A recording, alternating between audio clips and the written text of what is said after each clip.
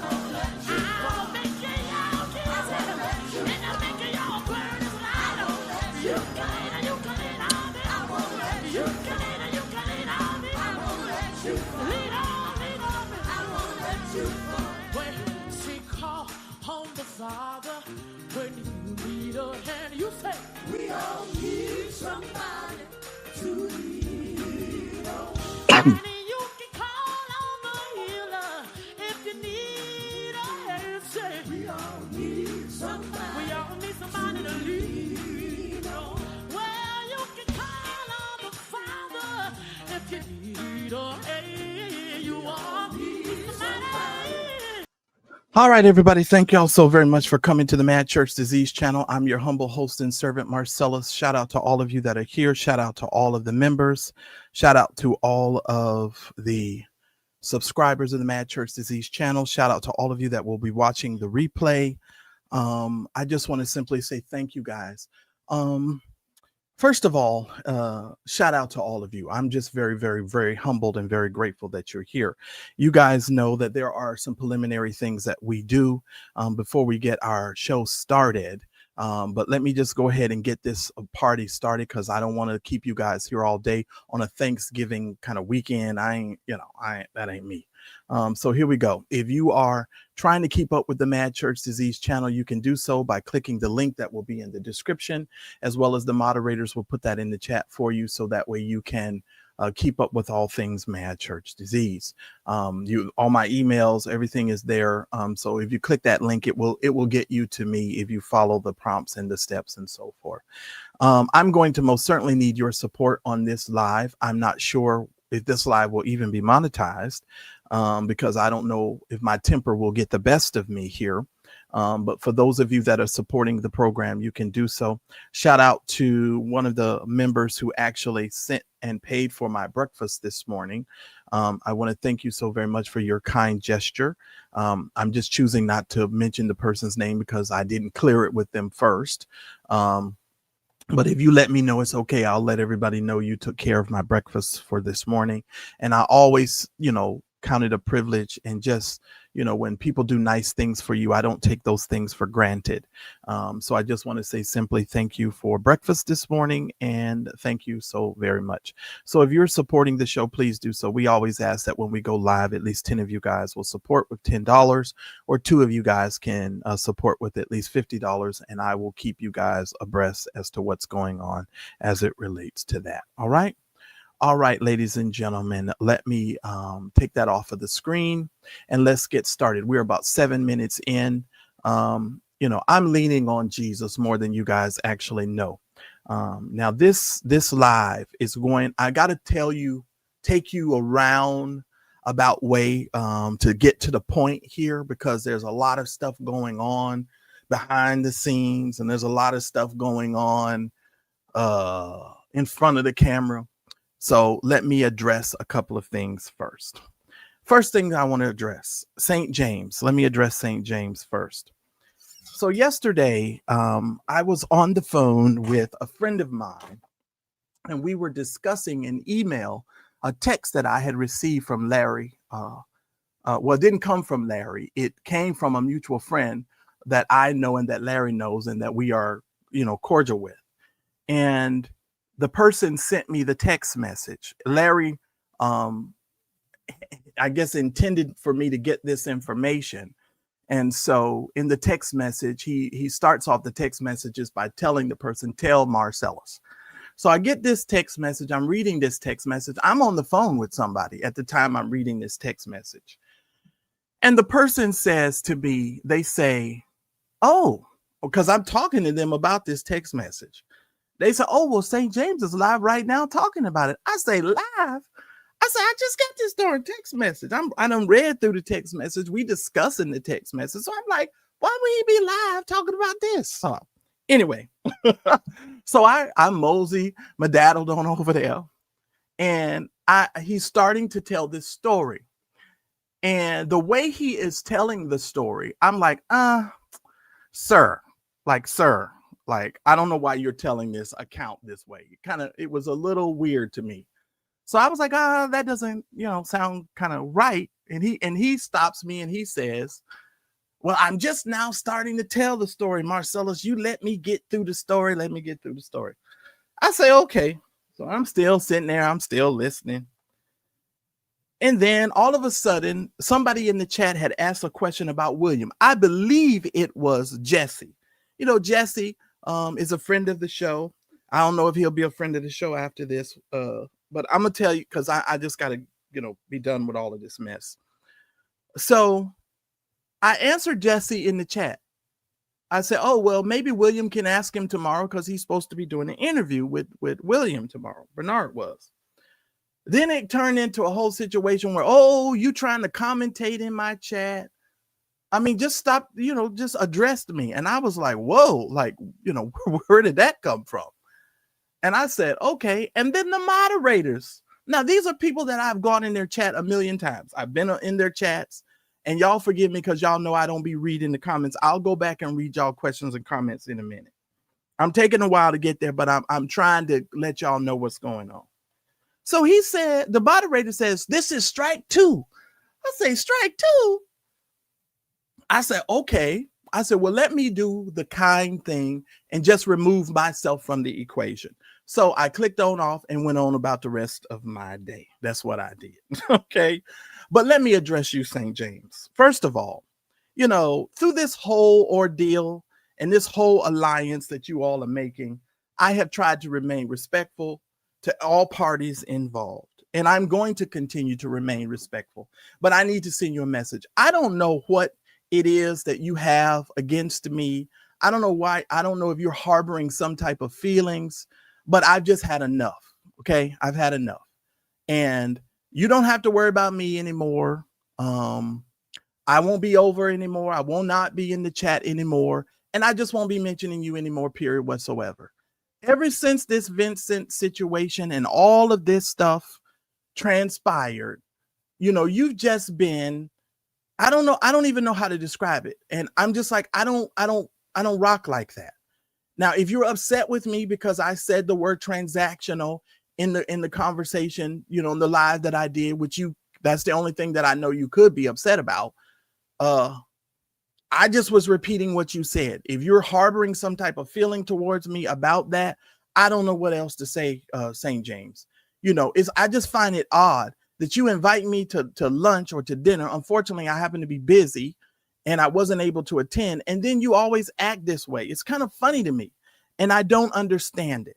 And therefore, I don't need to understand it. I can just go my way. You go your way. God bless you. I wish y'all all the best in y'all alliance and whatever you're doing. You know, I've remained respectful. Everybody knows. Some of you who come to me like Nicodemus by night, asking me and talking to me about St. James, what have I always told y'all? Grown man, he'll do what he wants. I wish him well. I've always said it publicly. I wish him well. Out of all of those vloggers over there, I told y'all the only one that I was hoping to do really well was St. James, because I felt like, you know, he was the only one that, you know, would be mature enough to handle the situation, right?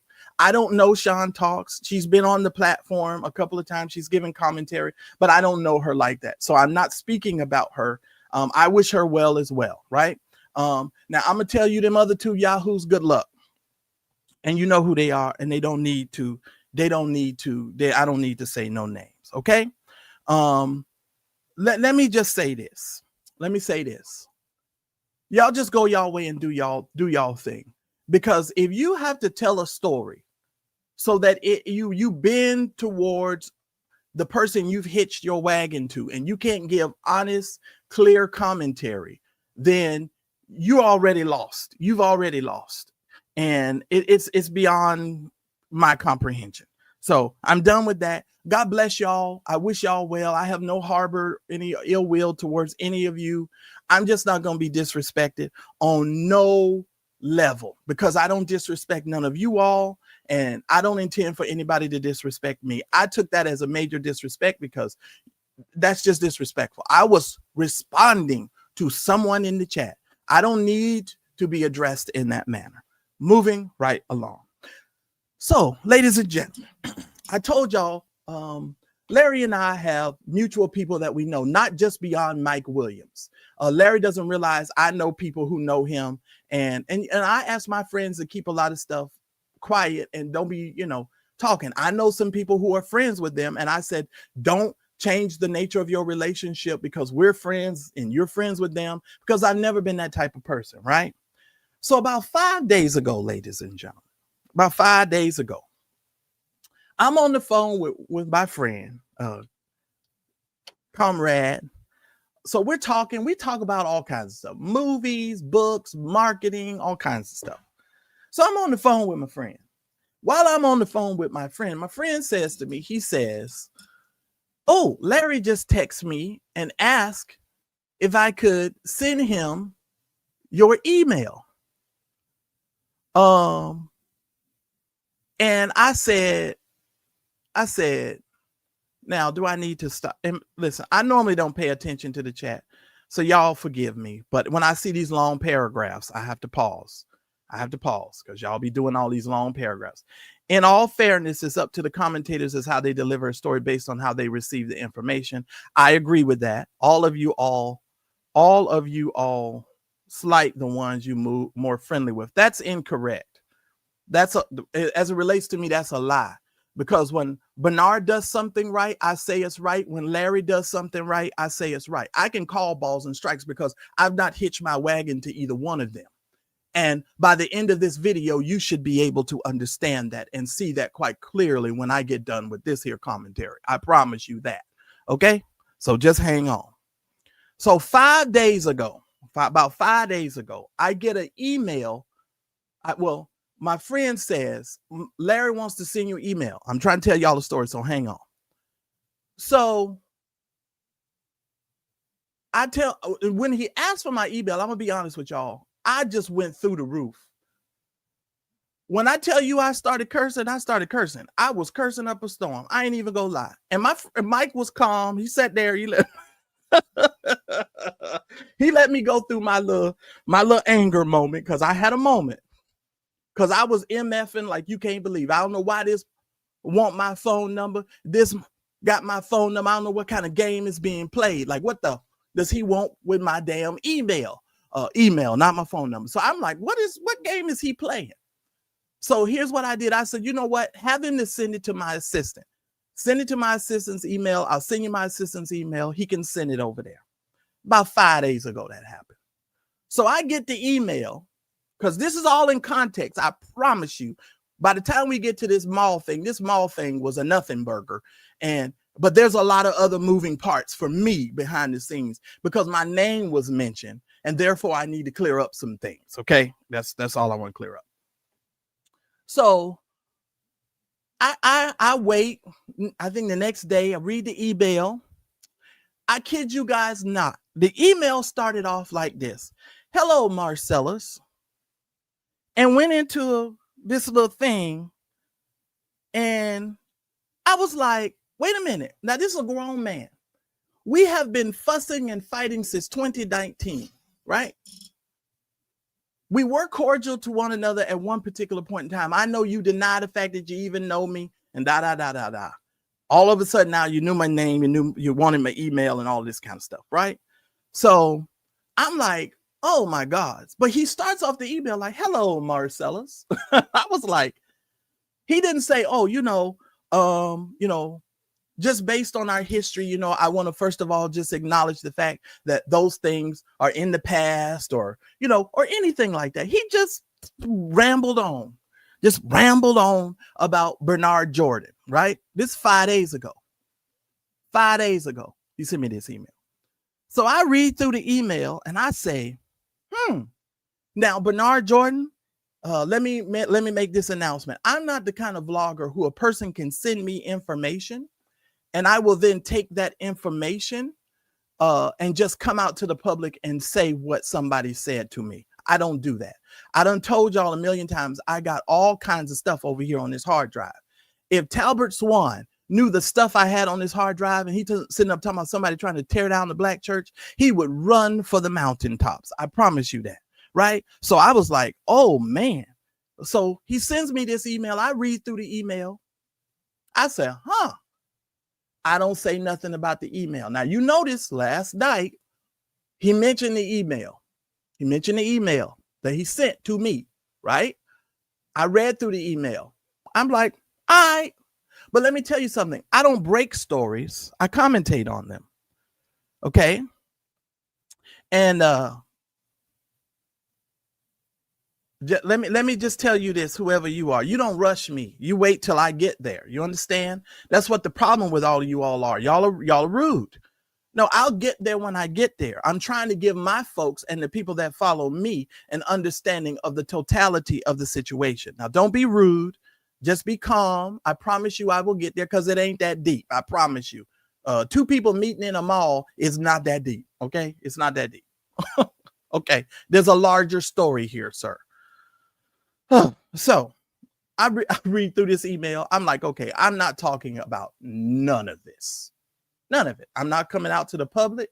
Now, what I did do, for those of you who are familiar with my, you know what?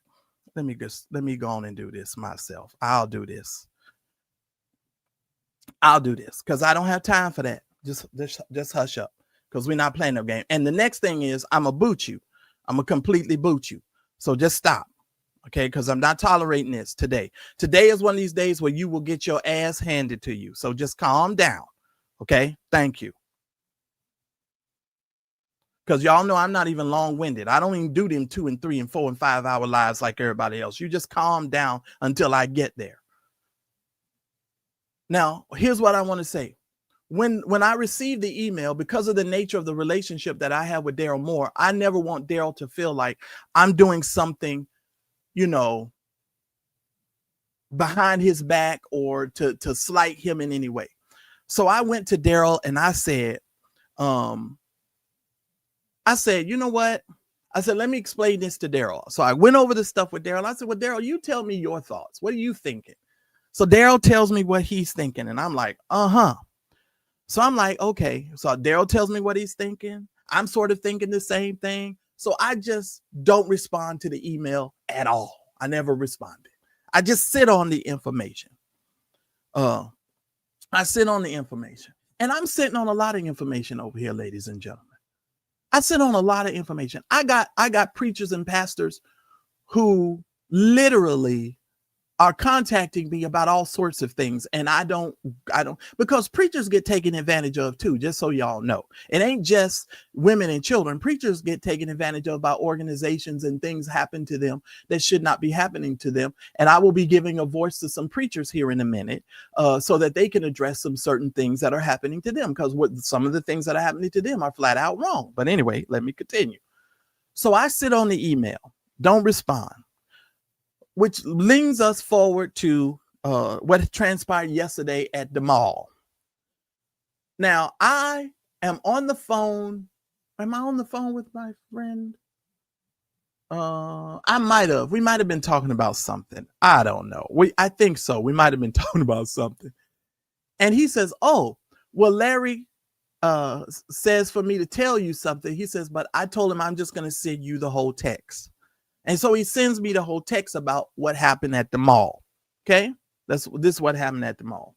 Now I'm gonna read to you the text message, and I'm gonna tell you this is what Larry said. I'm gonna read to you the text message. Now I was gonna put them on the screen, but I hate sharing people's private text messages. If y'all really know me, I don't like that kind of stuff. So I'm gonna read to you what the text messages say. I'm gonna start at the top, and then we're gonna go from there. Okay. All right. And I just, because I don't like sharing everybody's text messages, I don't do that. Here's what the text messages said. I just ran into Bernard. Please let Marcellus know, and anyone else, it was not a come to Jesus moment at all. Now he starts off the email by, I ran into Bernard. Please let Marcellus know. Nigga, why you need to let me know anything? I'm not involved with your mall situation and your Bernard Jordan situation. That infuriates me as well, because I'm like, why you telling him to tell me anything? Listen here. Larry, I know people who know you. I don't ever ask them to tell you nothing. I don't ever ask them to tell you nothing. And we don't even talk about you. That's just the God's honest truth. We don't even talk about you, because I'm not that kind of person. I don't expect for my friends to speak about somebody else. I don't know why you're telling him to tell me anything. You don't need to tell him to tell me nothing, because guess what? I don't care. I don't care what y'all are doing, what y'all got going on, because I done told y'all from the beginning. You lying and Bernard is lying. And I'm going to tell you how both of y'all lying in a minute. Oh, we going to get there. Y'all just wait, because I'm tired of this. I'm tired of this. And the only reason why I put that picture of you all in that mall on my darn thumbnail, because I promised I wasn't gonna put no more pictures of you on my thumbnail, which I haven't all month. You never hit this stuff. You've never hit this channel. By the way, just so you know, with this whole 30 days, almost 40 something days of me not talking about you, my channel has actually done better than ever. Just so you know, we've done actually better numbers wise without even talking about you, Larry. Just thought I'd share that information. Moving right along. He says he walked up behind me and Pastor Philip, and I was nice. Okay. And my friend responds, I'll send him the exact text. Okay. He says he walked up behind us, put his arms around us from behind. We didn't know who it was. We chatted and we laughed, and I addressed some things, and I was kind as he was. Let me just say this. To those of you who wonder why, when you run into a person that you have issue with, that you're kind and respectful to, maybe some of you are just such nasty people that you don't understand that most people who have any type of God on the inside of them, when they encounter certain people, even if they don't like them, are typically respectful and nice. Okay.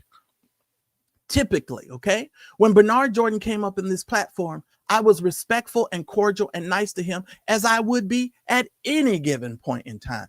Any of you who come up here on this platform who even disagree with me, I am kind. I am respectful. That is just what grown-ups do. Okay, that's how grown-ups behave. Okay, so Larry being kind and cordial to Bernard is not a not some sort of shocking situation. He should be kind, as if, and Bernard should be kind, because two grown men with children should be able to come together and have a conversation and be respectful in that conversation, even if they disagree. Okay. So all of you people talking about that you don't understand why they were nice to each other and blah, blah, blah. That's what people do. That's what, and both of these people say, they're Christians anyway. So if you're a Christian, you should be kind. Okay. You're supposed to be kind. I'm just saying. All right. Moving right along.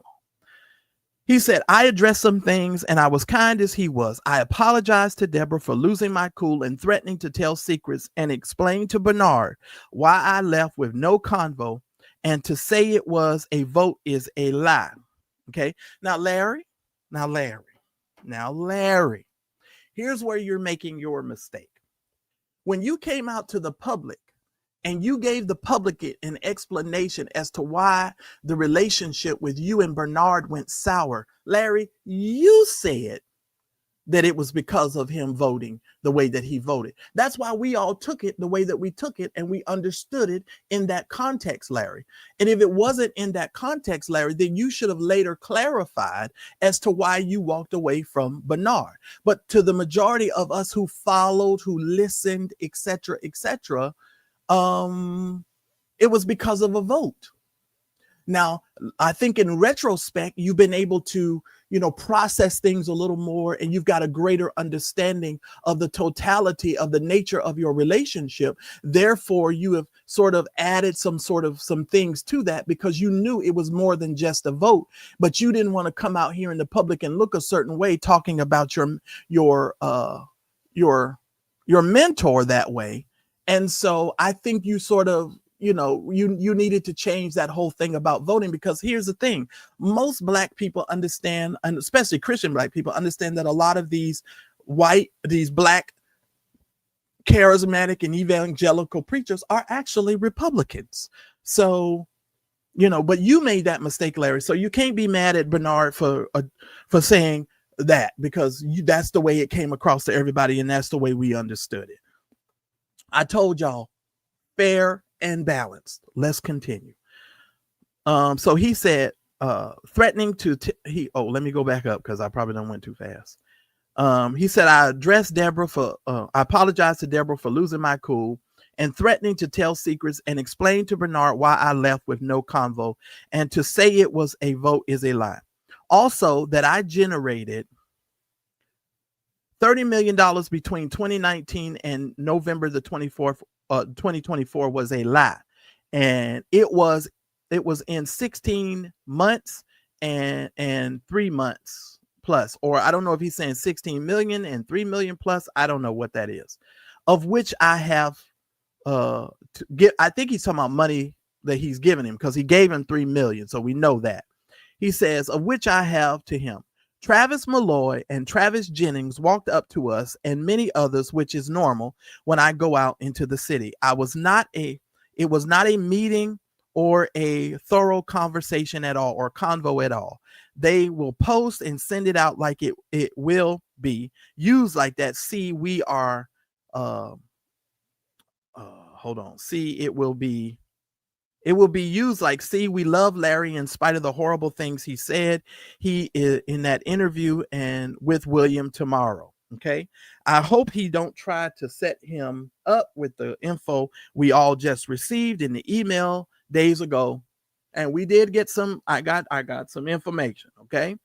So I'm like, oh, okay. And hopefully William would be an idiot if he confront him with that darn email. But anyway, that was the whole text message. That was the whole deal.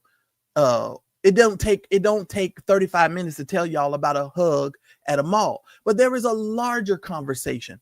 You guys know I like to elevate things, take the conversation a little bit higher. Okay.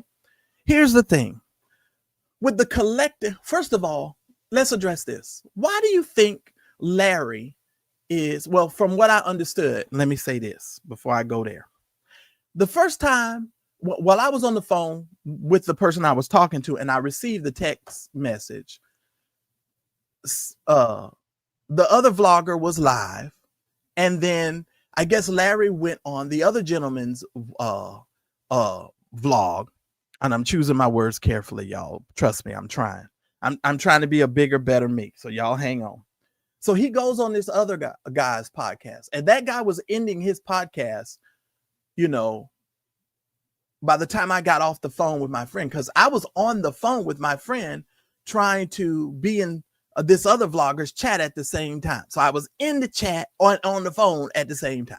So I wasn't really listening and paying attention to this vlogger really all that well. So that's why you ought to know it really wasn't personal with me. And so everything that I put in there, I wasn't trying to be, you know, mean or nothing. I just was answering Jesse's question, which I didn't think that would have been a problem for me. But anyway, so the other vlogger goes off. What I do then is I hit the rewind button so that I could go to the very beginning, because I always want to hear stuff in context. And I've never, God is my solemn witness, watched anything of this other vlogger. Now, I've seen clips, but I have never watched. So today I said, except for the one time I came into that vlogger's live, and I didn't even watch that whole live either. I only responded to somebody in the chat. And here's where I always get into trouble. When people have questions, I'm always just trying to answer you guys' questions honestly and with some level of integrity. And that always tends to get me in trouble. You know, I just answered the question. So anyway, so I go back and I watch the entire live. Let me just first of all say this. You know, it's hard for people, if y'all don't mind, because I got over 500 of y'all here. Can y'all please get me to at least 250 likes? I would appreciate it. At least half of y'all. I don't even know where we are with the likes. Can y'all, I'm gonna stop because I got some more stuff to say, and I'm gonna stop just for a minute because I'm gonna address William, I'm gonna address Bernard, and I'm still gonna address Larry here in a second. Can y'all please stop and hit the like button? I would really appreciate it.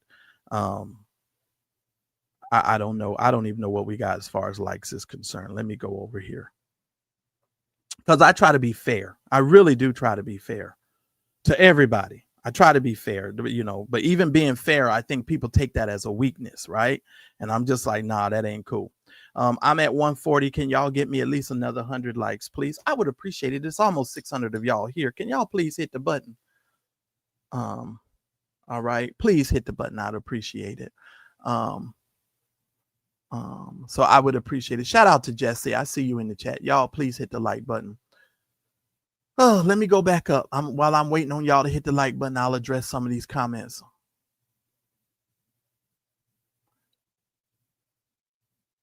Somebody said, well, I'll be honest with you. I am her beauty. Listen, you know, when you're in a position like he's in order for you to take an accountability, you would have to show a sign of humility. And what I'm learning on this here internet, I am her beauty, that even when you take you take a position of humility, it looks as if it is a sign of weakness. And sometimes with some of these vloggers and some of these people, when you're humble and you just try to be nice and you try to be kind and you just try to move on, they take it as a sign of weakness. And when you're in a position like Bernard is in, you know, he can't be seen to look weak, nor can he seem to not always be the leader, right? He has to always have the position of, I'm above you, I'm the leader, you got to listen to me, you got to submit to me, etc., etc. And that's why I don't understand why intelligent vloggers, degreed vloggers, who have been doing this type of work as long as they have been doing it. I'm shocked and surprised that these vloggers don't know that there are other spaces and places that they can go to find out information on how to take their channels into the future and understand what's going on in the vlogging space. I'm personally surprised by that because I thought everybody on the internet who was doing this studied their craft, studied the work that they're doing, and just work. I didn't know that people needed to be guided along and handheld so they can get to a place of success in their minds or wherever they're going. I don't know. But I am her beauty. That's my opinion on that. I think Bernard can never show humility like that. And he's been the man for so long in some of these people's mind that he will never step down and show humility at all, period, point blank. He's not going to do that. He's not going to do that. All right, where are we, guys? Y'all still not hitting the like button? Lord Jesus. Now, see, I wasn't going to say nothing about this. All right, we got to 177. I'll deal with y'all because I know I got the Bush people watching. Now, here's the thing about you Bush people. I went over to that other vlogger's channel. Let me tell you something. Let me tell y'all something. I've never heard a vlogger cuss people out in the chat and in the bushes the way I heard. I mean, this man, he told them they wasn't shite. I mean, I was like, holy cannoli. And now keep in mind, I had hit the fast forward button because I was like, okay, good. I could just get to the point. But I'm listening at this dude. He is literally cursing out the people in the chat. I said, what? Who does this? And then, you know, what really got me, then he says, I don't understand why everybody don't like me. I'm doing the same thing everybody else is doing, and I don't understand why they don't like me. Let me help you. First of all, you came into a space and a place where no one knew you. Okay, that's number one. Only person that knew you was King Jives. King Jives was the only person that knew you because you've been over there for years, right? And you coming into the space, you took a lot of beef sector attitude and mentality, and you thought bringing it over into this space would garner you a response from the majority of vloggers. Whereas most of us are totally ignoring you, and we continue to ignore you for a reason. What I just saw was a great example of why I ignore you and don't pay you any attention, because cursing out folks that are watching you, telling people they ain't worth shite and all of that kind of stuff, that is not conducive, in my opinion, to respecting the people that are in your chat, respecting the people that are coming over to listen to you regardless. I know I got over 600 of y'all in here right now. Half of y'all that's in here right now can't even stand me. That's why you won't hit the like button. And that's literally what he said last night. He said, y'all don't like me anyway. And I mean, he just going at it, right? And I'm just cracking up. I'm like, oh, this is really funny. You know what it is to me, vlogger? It is the equivalent of a baby in a crib, whining, complaining, and crying. And you're mad because no one won't come and pick you up and say, oh, there, Mr. Vlogger. There. You're okay. You're not a bad person. Blah, blah, blah. That's the equivalent of that. Second of all, sir, you are just attacking people who don't know you and never have gone after you, never have said anything against you, except for the stuff we responded to you when you have said things. And therefore, it's elicited a response. But you know, for the most part, most of us have ignored you because we don't know you like that.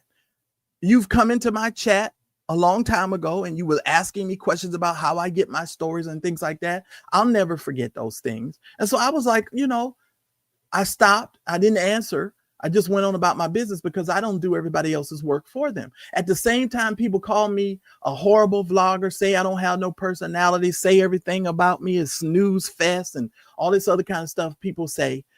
At the same time you're saying all of that, Larry is making sure by text message that he sends a message to my friend to tell me something. So obviously, I can't be all that bad if you're so concerned about me getting a message correctly, because you know I'm the only one that's going to be fair and balanced any darn way. Moving right along. So Larry goes into this whole discussion about, you know, all of this stuff, and he tells the story. But here's where I have a problem with you, Larry. Here's where I got a problem with you. At the same time, you're saying you love Bernard. You sending out email messages from other preachers and bishops who are now saying certain things about Bernard. You're still sending those messages out to people. If you really loved Bernard, and you didn't want to cause Bernard any harm, you wouldn't have sent that email 4 days ago. You understand? So it is an oxymoronic kind of situation going on here. On the one hand, you're saying you love Bernard, but on the second hand, you're still sending out these dang on emails. You understand what I'm saying? So the idea of you saying, oh, you still love Bernard, I have problems with that. Because it makes me think, well, if you love Bernard, why would you have been sending out those emails? You understand what I'm saying, Larry? That don't make no sense. That makes no sense whatsoever. That makes no sense. Now, to Bernard, oh, Lord, I know you got your little consortium of vloggers and you all are thinking y'all are going to do whatever y'all going to do. But Bernard, you ain't worth shite neither. You ain't worth shite neither, because while you going on these other vloggers platforms and you saying all of this stuff and calling out my name and calling out other people's names, I see how you move, Bernard. And the way that you move is disgusting. It's disgusting. It's messy. It is not conducive to respecting those other vloggers and making sure that those vloggers' voices are heard, and that when they enter into the room, that they're respected. You love to be seen as the master. You know, you like to be seen as the person that has all the wealth of knowledge, when there are other people in these spaces who can most certainly lend some help to you and also help you. Because remember, the whole reason why you claim that you went over there to Larry was so that you can have reputation management, so Larry can help your reputation, which says to me, sir, you recognize that your reputation has been mud. And if you recognize that your reputation has been mud, then you, sir, should be walking, in my opinion, a little bit more humbly, and stop being so messy. You and your son calling y'all new financial program the LRL system. Come on, everybody. Are we telling the whole truth here? The man's messy. He's just as messy. So the same thing he accusing Larry of is the same thing that he's just as guilty. Because that whole thing that he's doing over there is to get back at Larry. Now, let me tell you something. And I'm going to be real honest with y'all. Oh, God, this is going to get me into some trouble right now. Father, help me. Let me tell y'all something. I was sitting there thinking to myself yesterday, this is almost like being caught in the middle of a lover's quarrel. Let me tell you what I mean.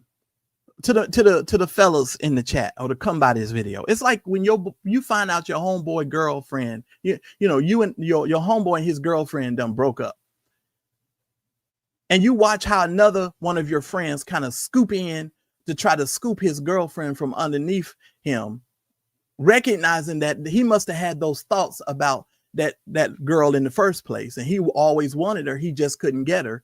And so the moment that she became free, he was like, I gotta have her.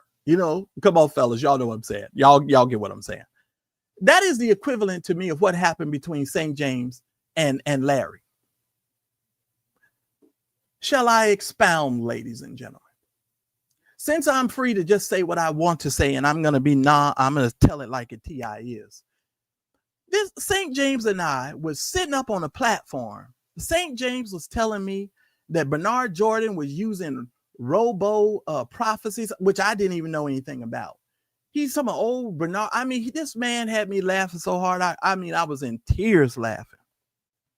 And then when he found out that Bernard Jordan and Larry were no longer together, he scooped Bernard Jordan up like an old girlfriend. Like he just had to have Bernard in his I don't know, circle or something. And it reminded me of how dudes, you understand what I'm saying? It's weird. What I'm saying to you is just weird to me. It's weird. No, they ain't friends again, Kimberly. No, I'm going to answer your question. No, they ain't friends again. This is bull. Okay, this is bull. Okay, this is truly what this is. This is bull. Because both of them don't really care for each other. Both of them don't care nothing about one another. And I know some of you over here don't know some of these people I'm talking about. Please, I apologize. I apologize in advance. Okay, I apologize in advance. I like everybody too. I am her, but I'm going to be honest.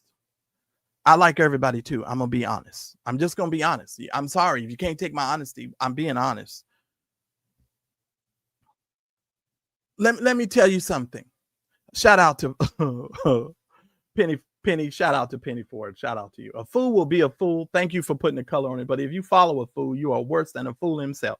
They are playing everyone like a bad fiddle. Shame to anyone who takes either one of these charlatans. For real, Penny. For real.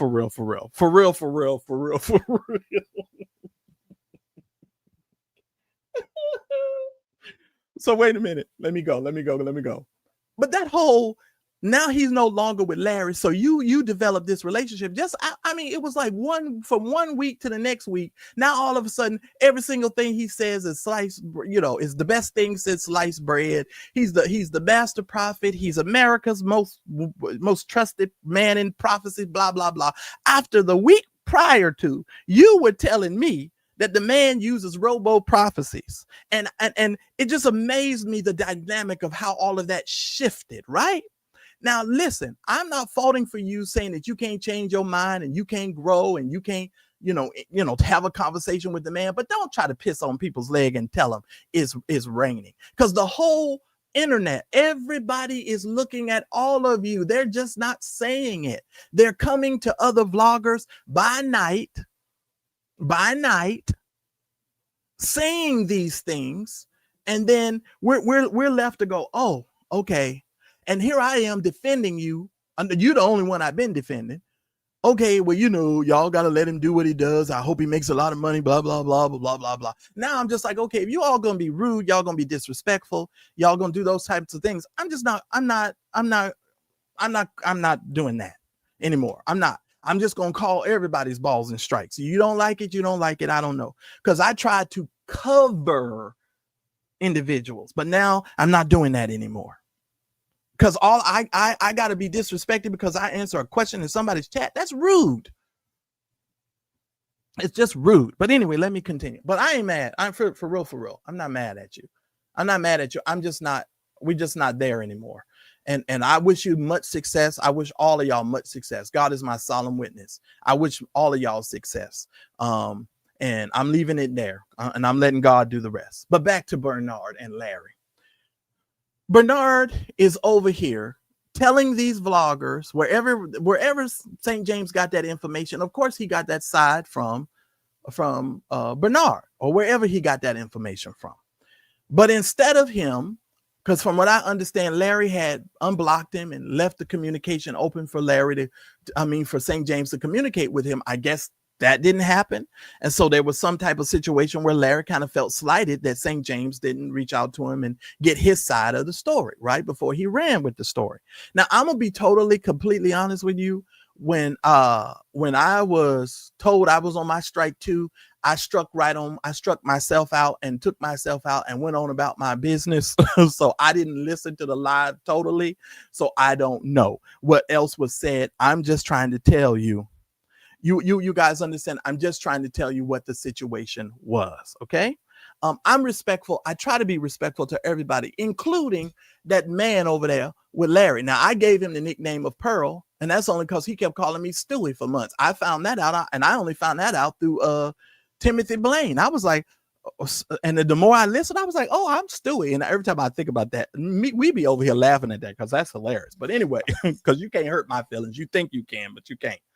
But all of us are horrible vloggers. All of us we don't have no entertainment value. We're all dumb. We're all stupid. We all can't report on the stories. But yet and still, the person you sitting with obviously thought I could report a story well enough to send me to request information be sent to me. Oh, you know why? Because Larry knows I'm fair. Okay, well, because I'm fair, Larry, let me add on something to you, sir. Do you remember when Bishop Brown died and his wife was about to be thrown out of that house? And Bernard Jordan had taken $25,000 from that woman as a quote unquote offering, or seed offering, or whatever he did. Do you remember the night, Larry, that I came up on your platform when you were still begging this man to be your mentor? Can we talk, ladies and gentlemen? Where y'all at? Shout out to all of y'all that's in the chat. Y'all hit the like button. I'm going there. Because see, Larry, you always try to play these games like you don't know stuff. Larry, you don't remember when I called into your program and you wouldn't put me and Bernard up on the platform together because, you were trying to get him to be your mentor. And I was telling you that Bernard Jordan was full of shite then. And I told you if he took $25,000 from a woman who had just lost her husband, Larry, what makes you think he wouldn't take $3 million from you? What makes you think he wouldn't take $3 million from you? And instead of you being honest and being a kind of person who, even though you might not have agreed with my commentary and you might not have liked some of the things that I've said, you could know that I would be respectful enough of Bernard not to go off on him, because just like he came up on this platform before, I was respectful to him then, I would have been respectful to him then. But you, in your scared mansy pansy way, gonna let me speak first, and then you bring up Bernard Jordan after me, and then Bernard Jordan starts talking all that mess. Well, Marcellus this, and see, that's why I know y'all are something. Y'all are something. Because see, I am not slow, I'm not stupid, and I'm not a person who forgets. I remember how things go down, Larry. Okay, I remember how things go down. And the same time you was running around here trying to tell this whole internet you didn't even know who the hell I was. Oh, I'm sorry, I didn't even mean to cuss. I'm sorry, y'all. Because I said I wasn't gonna curse. I'm trying not to. You didn't even know who I was. You playing all of these games on the internet. And here's another thing I want to tell you all about Bernard Jordan. Bernard Jordan is full of crap. He knows exactly who these players were. He has always known who these players were. These vloggers are not new to Bernard Jordan, because you're not going to tell me he sat over there with Larry for 2 and 3 years when Larry was battling some of these same vloggers, and Bernard Jordan just some kind of way scathed through all of them years without knowing that. Lies. That is all lies. And if you believe Bernard Jordan did not know who some of you all were, y'all are dumb as dumb can be. They play too much, and that's another reason why I'm just focusing on my channel. And I said I wanted to back off from all of y'all, because you play too much. Y'all play too much, and y'all will go behind the scenes and y'all say certain things to each other, and I'm tired. I'm not that kind of dude. Just like I told y'all about these text messages and how Larry communicated those things to me, I will share anything. I don't mind talking about anything in the public. I really don't. If I have to fall on my sword, if I've said something that I shouldn't have said, I will own up to it. But don't come over here trying to act like you all have taken the moral high ground. Oh, we're all trying to elevate ourselves and everybody trying. No, you're lying. All of y'all are lying. You know how I know you're lying? Because you're being manipulative behind the scenes. How are you all trying to elevate yourselves, but your mentor, the person who's supposed to be trying to bring you up, is still being effing messy? How does that work? Y'all explain that to me. How does that work?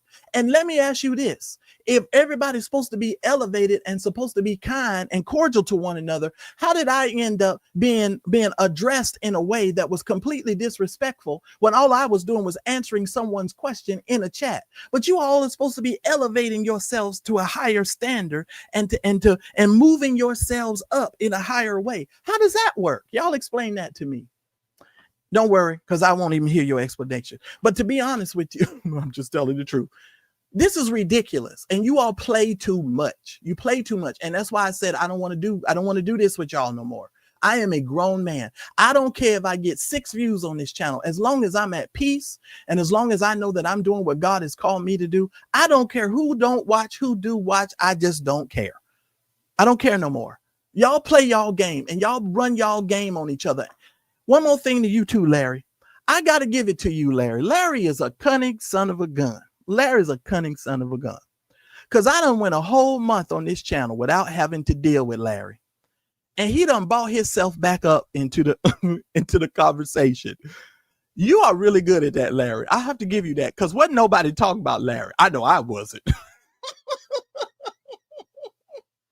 And now we over here talking about Larry again. I swear to God, I don't know how Larry does it, but he good at it. He is good at himself. He was really good at bringing himself back up in this little conversation. It cracks me up. Larry, I don't have no problems with you. I done forgave everybody. I told you I don't even put you on my thumbnails anymore. The only reason why you were on this thumbnail of this video is because of the picture with Bernard and all of them. So it's 3 of y'all. It ain't just you. Okay. I was trying to come up with a way not to put you on the thumbnail. And I was like, believe it or not, I agonized over it. I was like, oh God, how am I going to put this man on this thumbnail without putting him on the thumbnail? I was like, oh God, what am I going to do? What am I going to do? I agonized over it. I ain't going to even lie. But I settled with the little photograph that I put up there. I'm just saying, this is crazy. Y'all stop. Leave me out of y'all stuff. Going forward, I'm not playing this game with y'all. Y'all do you. Just do you. Leave me out of it. I don't have nothing to do with none of it. If you don't like me, you don't like me. I don't know why you would have an issue with me, because I've not done anything to any of you. I've not done anything to any of you. So it's beyond me. I can't take it. If you mad because I said the word transactional, then you just be mad. Because I don't know why you getting this little funky feeling and behaving in such a manner. Maybe you behaving that way because I didn't come to lunch. I don't know what it is, but I was really busy. Guess what? I got news for you. My niece just flew in from Dallas.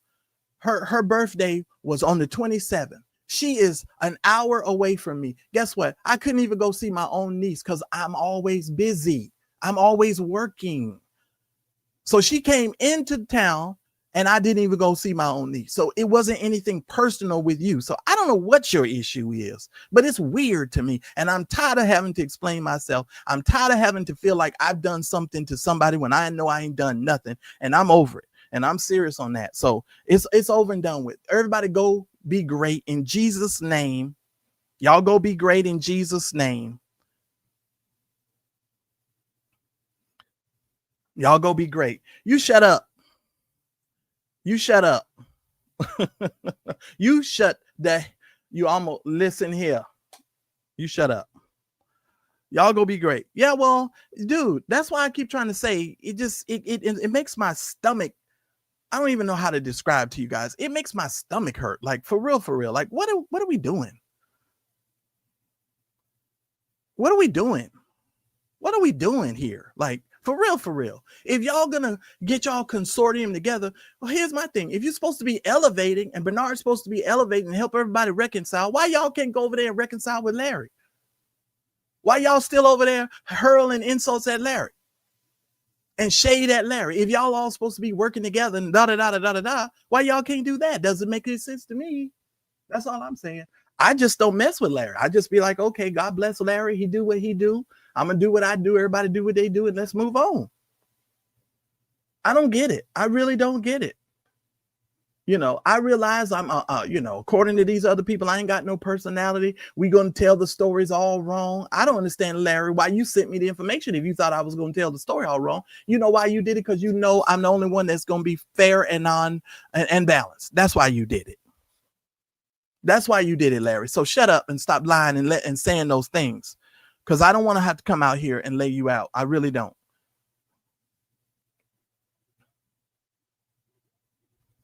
Oh no, ain't gonna be no more interviews. Oh no. The interviews I'm taking are with some other vloggers that are not even in this space. Thank the Lord.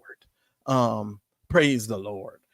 So and y'all subscribe to the email list so y'all can find out when those interviews are taking place.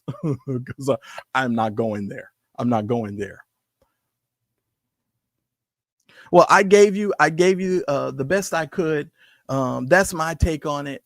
I don't harbor no ill will towards anybody. I was a little taken back when Larry asked for my email. I was like, well, what does he want? And then when he sent me the stuff, and he didn't even, I'm gonna tell you what was so crazy. Larry didn't even say, well, hey, Marcellus, I know we've had some issues in the past, but you've moved on, I've moved on. He didn't even address it like a normal person.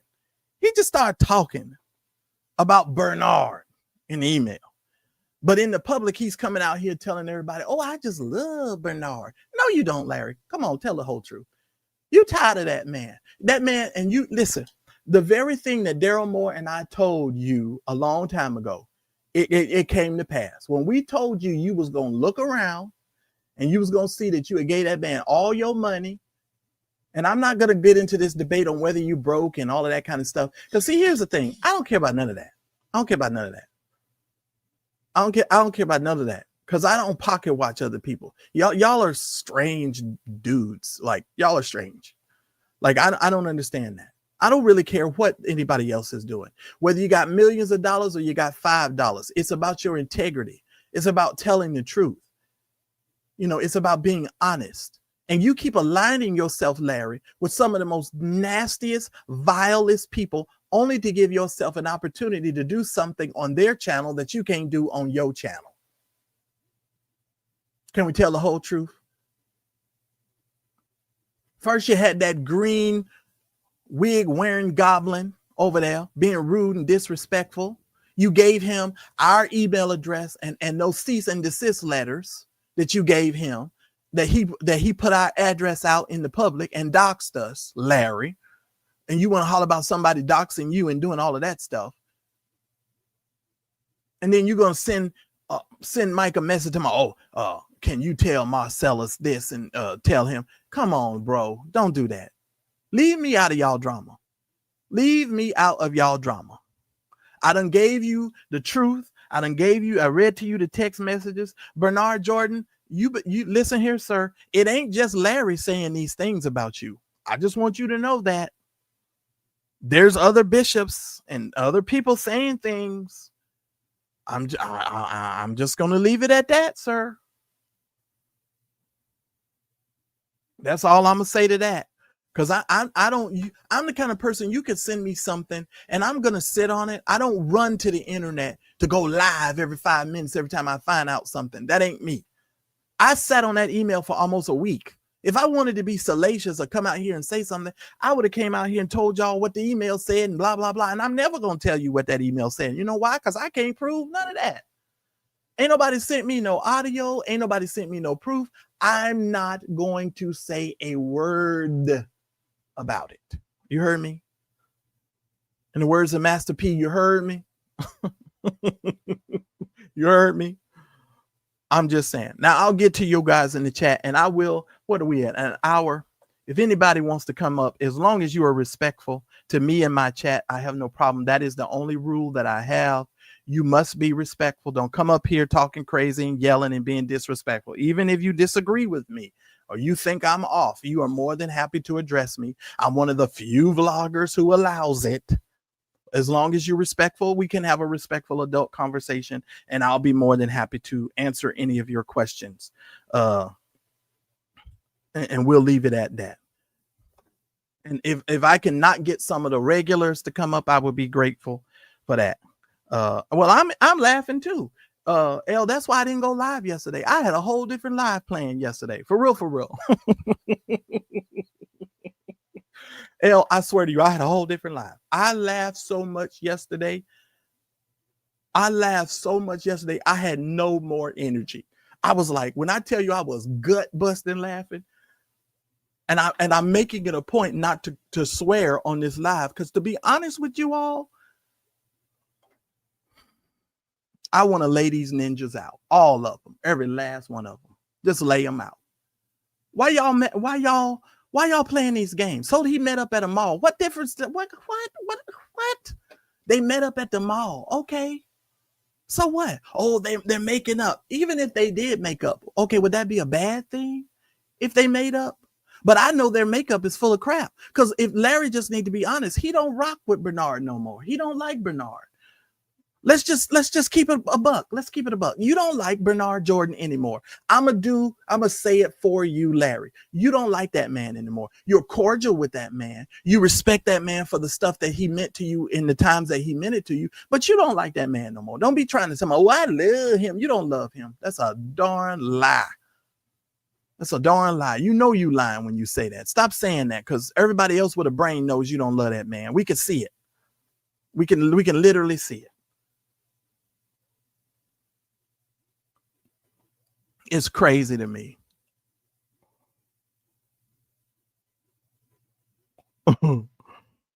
It's crazy. I don't know. What did Lynn say? Oh, Lord, what did I do?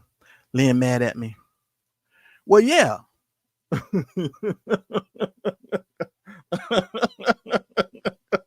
I'm just saying, man.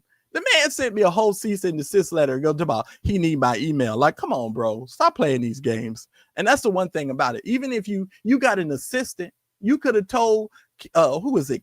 Kendall. You could have told Kendall, hey, find Marcellus' email. How about this, Larry? All you have to do is send me a message on all of the social media. You could have popped in and say, hey, Marcellus. But you should have did it where, hey, Marcellus, I know we had some stuff in the past, and I know you've moved on, because I told y'all I done moved on. I'm not upset with Larry. I'm not mad at nobody. That stuff is over with. That stuff is done. Go on about y'all business. I ain't mad at Larry. I don't have another issue, but I'm gonna call balls and strikes as I see them. You don't have to agree with me, but that's the way I see it. If you see it differently, you see it differently. It is what it is. But I know one thing, all of you vloggers that made your alliances, and y'all cannot tell a story fair and balanced. I just gave you a fair and balanced. Bernard is crazy. Larry is crazy. And these vloggers done hitch their wagon to whoever they done hitch their wagon to. So they're beholden to whoever they have hitched their wagon to. I can simply say, Larry's right about some things. Bernard is right about some things. Bernard is wrong about some stuff. Larry's wrong about some stuff. And I don't have to worry about me losing support or losing somebody. I just don't care. I don't care, because if you're going to support, you're going to support. If you like the commentary, you like the commentary. And see, all of you folks that are in the bushes, y'all know darn well I'm not a poor vlogger. You know, I give lots of good information. So you can keep that narrative. You can keep that narrative. You really can. You can keep that narrative. You can keep that narrative, because, well, it is what it is.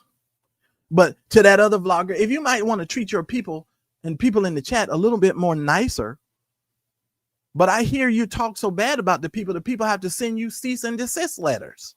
Like, what is that? Like, do you know how bad you have to be in order for somebody to have to keep sending you a cease and desist letter? That means you are really targeting somebody or going after somebody. And that's something that why would you do that to them, to the people that are coming over to watch you and to pay attention to you? Even if they don't hit the like button, you feel me?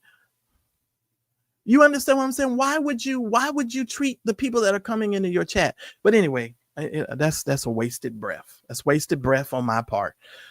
But I was going to cover Gigi and Lovie. Let me just say this. I talk to a lot of preachers and a lot of people behind the scenes. Okay? A lot of people. And by the way, I need to find EJ, by the way. I need to talk to EJ. I'm going to try to reach out to EJ here in a minute.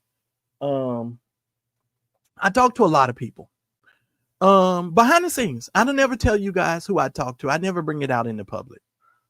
But I find it really egregious when people try to play other people like people are stupid. The worst thing you can do, because I don't come out and I don't say anything, or I don't attack you privately or say mean things to you privately, does not mean I'm weak or I'm not going to report the stories fair and balanced.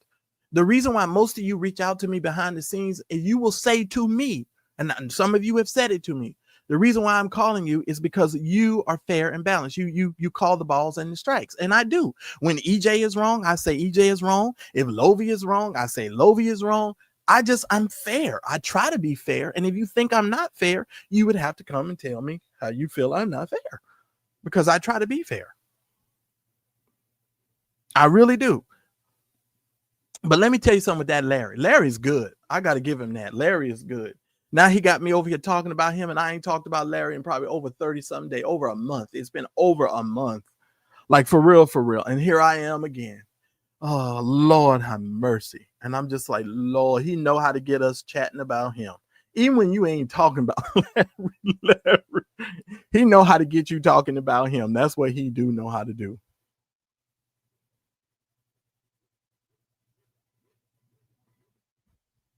It's crazy. It's absolutely crazy. It's absolutely crazy. Somebody say, yep, he back. Yes, I know, L. I didn't even listen here. Look at all the videos. Go back as over a month. Look how long he's been on the thumbnail of mine. For real, for real. Y'all can go scroll because it's on the page. I was so trying to avoid this. And I'm going to go back. Now I got to start a new 30-day calendar.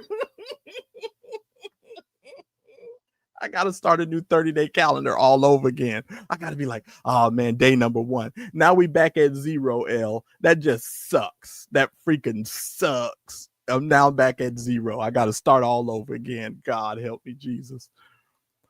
So when William comes in tonight, he's going to steal the show. Listen here. I am her beauty. I hope William does not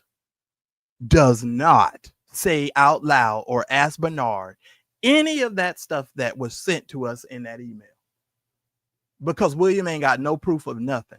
Now, I know that ain't never stopped him before, but he would be dumb as heck to confront that man about that daggum email.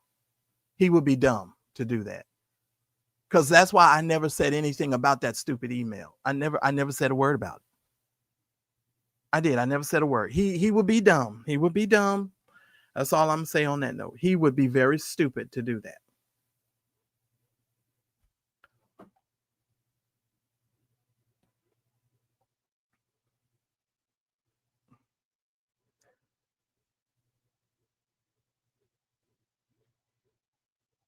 I know that's right. I'm keeping all mine too. He better not. Some y'all warn him. That's what y'all do. If y'all gonna watch him tonight, y'all be in that chat going, William, don't do it. Don't do it. I'm gonna just tell you like this. If William starts off saying, oh, I received an email from someone, or there was a bishop who is making, y'all start typing. Don't do it. Don't do it. Don't do it. Don't do it. Don't do it. Don't do it. Whatever you do, William, just don't do it. I'm trying to help you. Now, you can tell William all day and all night not to do something, but he's one of these people where he will literally cut off his nose to spite his face. I'm just telling you.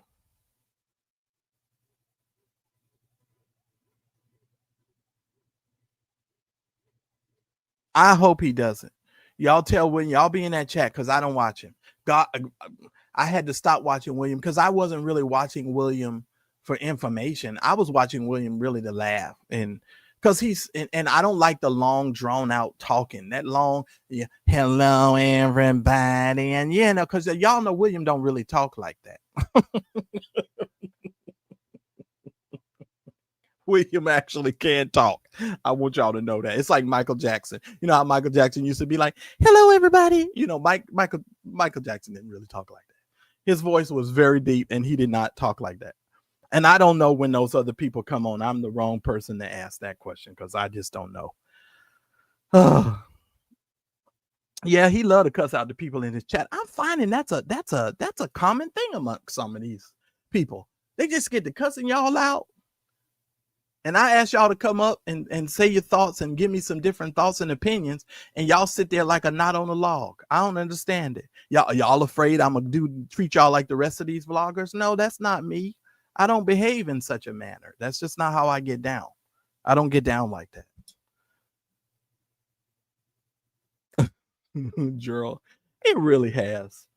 I don't understand how you could be one day talking bad about somebody, and less than a week later, all of a sudden they become the best thing since sliced bread. I mean, this man was saying all kind of stuff about Bernard Jordan. And I'm just like, now, wait a minute. And then now all his people coming to me and here I am making excuses and covering. Well, you know, he's trying to elevate and I'm making all kinds of excuses. I just want him to get his money, get his bag, do what he gonna do. Go, go, go, go. Y'all done heard me say it a million times because nothing has changed. I want St. James to get as much money as he can get.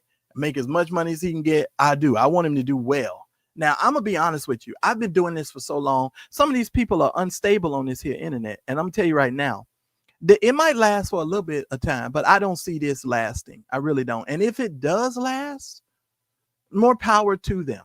More power to them. More power to them. More power to them. Dr. Dove, I appreciate your $1.99. Thank you so much, Dr. Dove. I tell you, these people are something else, boy.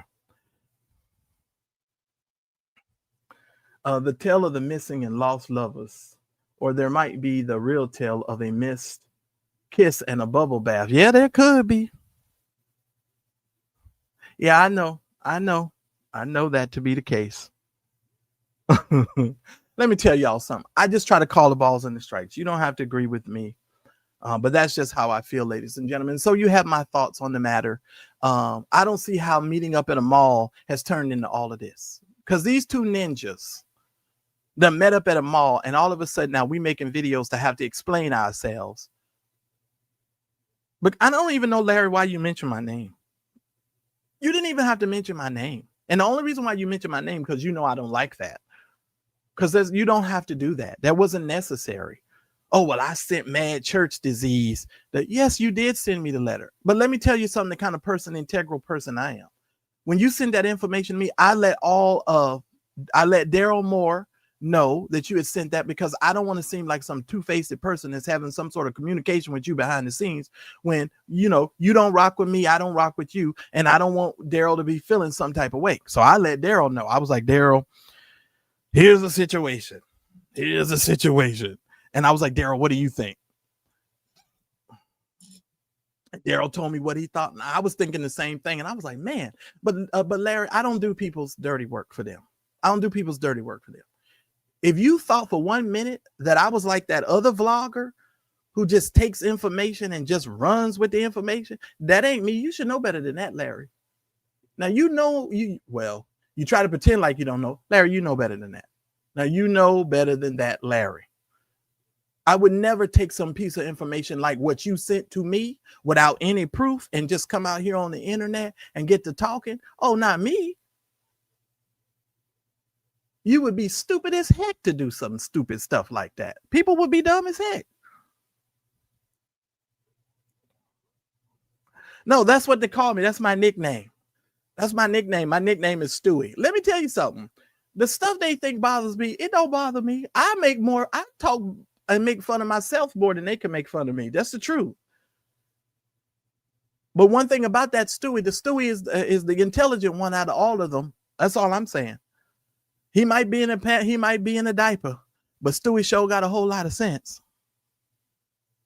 Somebody say listen, I don't even know. Somebody say he did a whole show. See what I'm saying? I didn't know all of that stuff. That is so funny to me. They ain't reconnected. Jonathan, that's a bunch of malarkey. They all playing in everybody's face. Because how on one hand, you're going to be saying you love the man, but yet and still you sending out emails, salacious emails about the same man that you claiming that you love. For real.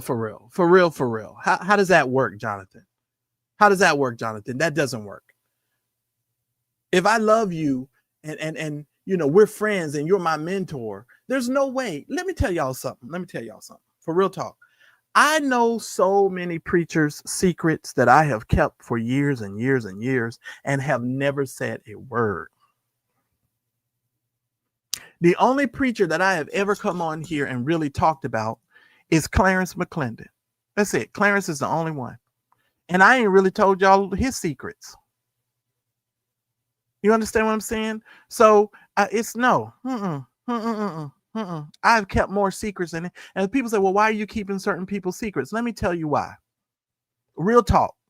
If you have been in covenant relationship with a mentor, somebody that has mentored you, you can never come out and expose your mentor. You know why? Now, this is my personal belief. Because God has mended your hearts and your purposes together in order for you to arrive at the spiritual place you need to arrive. And also your mentor needs to get to the spiritual place that he arrives. When you mess around and start messing over your mentors and messing over the people who have invested into your life and poured into your life, you're going to become a bankrupt individual. I promise you that. And I'm not just talking about money. Because see, all of you guys on this internet, I'm rich. Everybody rich. I'm rich. I'm flying this and I'm flying that. I wanted to pull out my credit cards and be like, okay.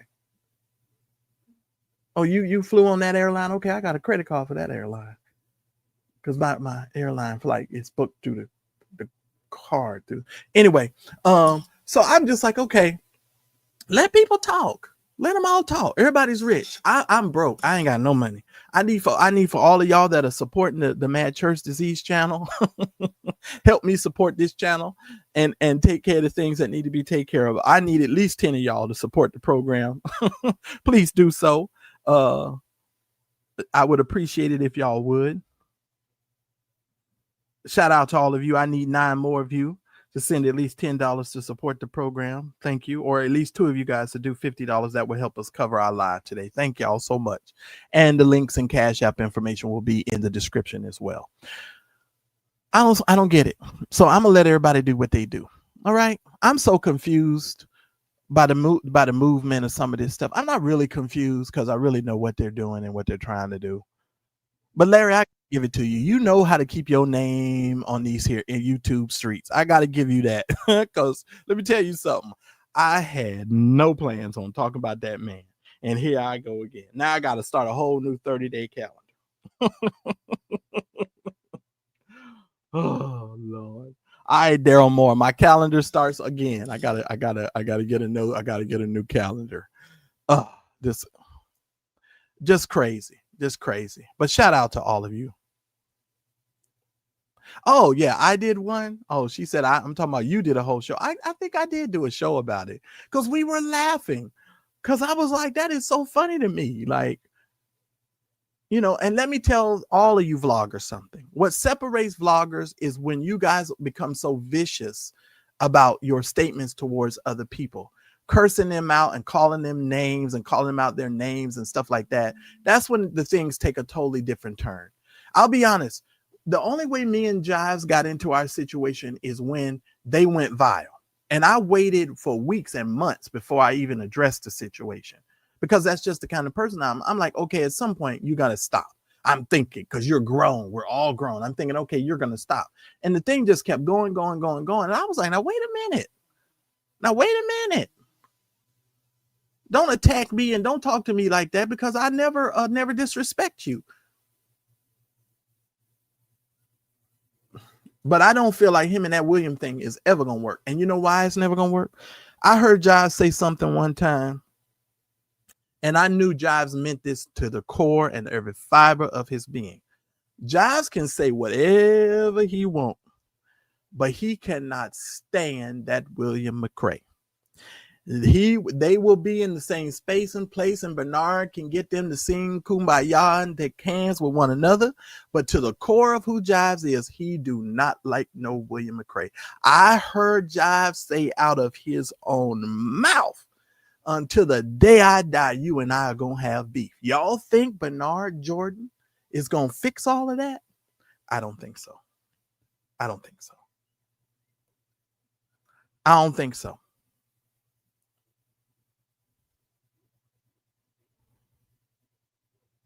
Lord have mercy. But I'm done, you all. I love you. What somebody said. Oh, somebody's in the back.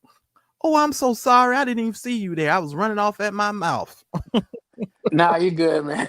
Nah, you don't have so the sorry. holiday. No, you good. I'm not Hold on gonna one second. Let me remove this off the screen so they can see you. Okay, there you go.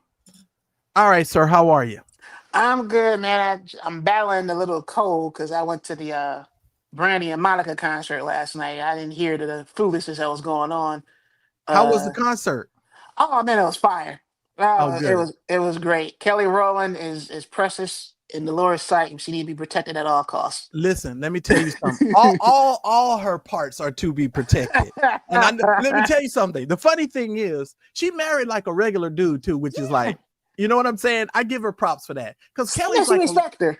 Huh? Yeah, it makes me respect her more. Yeah. She's like a really level-headed person. Like out of all of Destiny's Child, I know people get mad when I say that. I've never been a fan of Beyonce. Like I've always been a fan of Kelly. Like Kelly is. Yeah.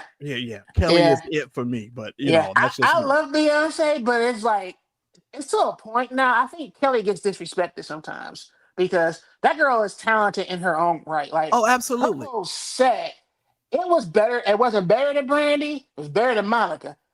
But it was up there. If I could have just gone to see her, I would have been satisfied. That's how good her performance was last night. Right. Yeah, Wow. it was good. But Brandy and Monica put on a good show. Both their mics were on. There was no lip syncing at all, and they were killing it.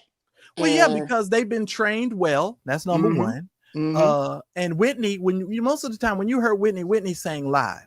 Yes. And let me tell you something. Real singers, real people who sing, the people that I know who sing, there's not a singer on the planet who does not give homage to Whitney Houston and her craft and her gift and her and recognizing her craft the way she recognized her They craft. did a beautiful tribute to her at the concert because she mentored. I didn't know this. I knew about her mentoring Brandy. I didn't know how close she was to Monica until they had videos of her and Monica singing together. Monica was like 12 years old and singing with Whitney. I'm like, what? But like they did a nice tribute to her at the conclusion of the concert, and it was good. It was good. Right. So I had a blast. But I just wanted to say, like, don't you let these jigaboos mess with you this week. This weekend. That's all I gotta say. I was listening like this is just foolishness. Well, you know what? Utterly I couldn't even, foolish. but I couldn't even, now this is me personally. I couldn't understand why people was going live about a mall visit. Right. I was like, they met up at the mall. Why is this a big brouhaha ha ha ha? And with the gaudy gear and all of that. I'm like, man, Did you look see at that this. hat Larry had on? Did you see that cloth Bernard had on? That and you Well, know they're that from was New like a York, so poncho. Didn't he have like a poncho? yeah, and then you know they're from New York, so you know that's all fake. So I don't even understand why they even rocking like this. I'm like, oh my god. And Well, Larry said he gets a lot of attention when he go out. Now I see why. If you're dressed like that, bro, I gotta tell you this. So this Sunday, a couple of Sundays back, my sister christened her newborn baby, and my pop came to church with us. And this ninja, I love my daddy to life, but you can't get the ghetto out of him if your life depended on it. This bro walked in with a full-on fur coat and fur hat in the church, looking like Willie Dynamite from the back in the day. I'm like, wow. Lord, help my father, help my Oh, father, I Jesus. bet you he thought he was styling and Oh my profiling. God, dude, he was walking. I'm like, don't do that. Take that jacket off. Take it Look, off. that's like my relative. He got out of prison and he went and put on his Eddie Murphy Raw leather suit. Now I'm saying this is probably what was this, like 1990? I don't know. It might have been 97, 96, 97. He had this Eddie Murphy Raw suit. He came out of the room. He was proud. It was brown and black. I'll never forget it. That ninja stepped out the room. Now, mind you guys, we're in Palmdale, California. Palmdale, California is the high desert. Oh At wow. 5 a.m. in the morning, you are sweating. Okay. This ninja came out the room, Daryl. He was stepping. He came out. He was like, yeah, I'm gonna get him tonight. When I tell you everybody fell on the ground laughing. We were laughing so hard, Daryl. And I was like, dude, you cannot wear that. Like, bro, I wouldn't even be a good person if I let you step outside in that outfit. Right. Like, right. I'm not. So he was in a full-on fur coat, but it's freezing where you guys are, though, right? Yeah, we had our first batch of snow that came through. Actually, during the concert, it's about 6 to 7 inches that hit early this morning. So we're officially in winter season here in Detroit, but it's not too bad. I actually like seeing the snow in December or coming into December, so it's not too bad. Yeah. Well, Yeah. listen here, sir. I just call it like I said. None of these people are my enemy. That other vlogger isn't my enemy. Larry is not my enemy. Bernard is not my enemy. I just give commentary. If there's certain things that I think are questionable, I just call the balls and strikes. You don't have to agree with my commentary, but I drop a link every darn show. Yep. So if you don't like something I say, you need to just you have the link is dropped. And that ain't gonna change. Now, if you get up here trying to be shady Grady, then you know that's you're gonna see that other side of me. Just be respectful, you know, and we'll all make it to the end of the interview, and we'll all make it to go back to our neutral corners and be kind and cordial to one another. I don't have no problem with none of these people. They're gonna talk about me until Jesus comes. So I'm disappointed about what happened with St. James last night. I gotta catch that and just see what went down. But that's kind of disheartening to hear that. But well, I don't really know. I'm gonna be honest with you, Daryl. I don't know if I'm in my feelings because it could be me, but I've never been addressed that way for answering a question. Jesse asked a question, I answered the question, and then it was addressed as if I was trying to give commentary in the chat, and I mean made a whole point to point hand at the camera and say you need to calm this down and blah blah blah, and I was like, what? Where is all of that coming from? I said, okay, you know what? And then when the moderator was like, and that's your strike too. I said, well, let me strike my behind right on up out of here. I said, because I don't need this drama. I was like, I don't need this. I said, let me go back over here in my little corner, in my little world, and go about my business. But I'm addressing it today because I'm tired. I'm tired of defending folks. I'm tired of being kind to people. I'm tired of, just being nice to folks who are not nice to me. So if you want to have that kind of an attitude, go about your business. I'm gonna go about mine, you go about yours, and we'll just let the sleeping dogs lie and everybody go where they go. So bless the Lord and pass the Grey Poupon. Pass the Grey Poupon. Yours truly, Jamal was there. He did a good job. I don't know about the whole beautiful black skin, but have at it. But Maya was also there last night too, and I love me some Maya. Well, And Maya doesn't age. No, she doesn't. She doesn't age. She doesn't age at all. That woman's pushing 50 years old. She still looks like she's 17 years old. Oh my God, she's gorgeous. And you said who was there? It's this R&B singer named Jamal. I forgot Jamal's last name. Oh, I don't know him. Yeah, I don't know him. He's an up and coming R&B. It was him, Maya. It wasn't Money Long. Money Long left the tour over some controversy because she's kind of weird. She made some comments about Mariah Carey that everybody got mad about, and now seeing her feelings. And she, well, she'll mess around and get canceled. Mm-hmm. Like that other chick that can really sing that I love, who was messing with Beyonce. Carrie Hilson. Carrie Hilson is bad. Do y'all hear me? Yeah. That woman can sing, but she got blackballed. Mm-hmm. And that's exactly what's happening. She went on Instagram with a fake Mariah Carey drag person because apparently she didn't have a good interaction with Mariah Carey. So she called herself joking and had a drag impersonator of Mariah Carey on her Instagram. And everybody's like, what is your problem? Yeah, that's crazy. Somebody said she was sick, so Maya took her place. She's officially done though. She left the set. She left the tour. Oh, okay. So she's gone. Wow. She's gone. Wow, that's crazy. Mm-hmm. Wow. I've never heard of these people. First of all, because I'm saved, hallelujah, and I'm sanctified. No, I'm playing. Because that's how church folk be doing. But no, seriously, a lot of these. I'm gonna tell y'all this. Is what happened to me the other night. I was talking to a certain prophet, not Larry, and not Bernard. I know what you're talking about. I was talking to a certain prophet the other night, and so the prophet puts a gospel artist on the screen because we were video chatting. Now I'm sorry, I'm 50 years old, you all.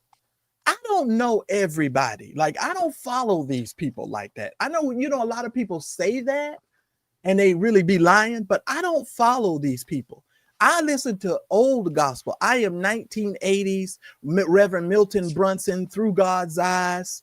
I am Kim McFarland. You guys understand what I'm saying? I'm Thompson Community Singers. You all understand? I'm early Vanessa Bell Armstrong. I'm Bobby Jones and New Life. Y'all gotta understand. I'm old gospel. What Not they would Bobby call. Jones. Good God. Listen, don't play like them girls was some bad singers now. Oh yeah, but Bobby Jones. But when you say Bobby Jones, you really know we talking about them girls. Ain't nobody talking about Bobby. Now but you have to say it, Bobby Jones and New Life.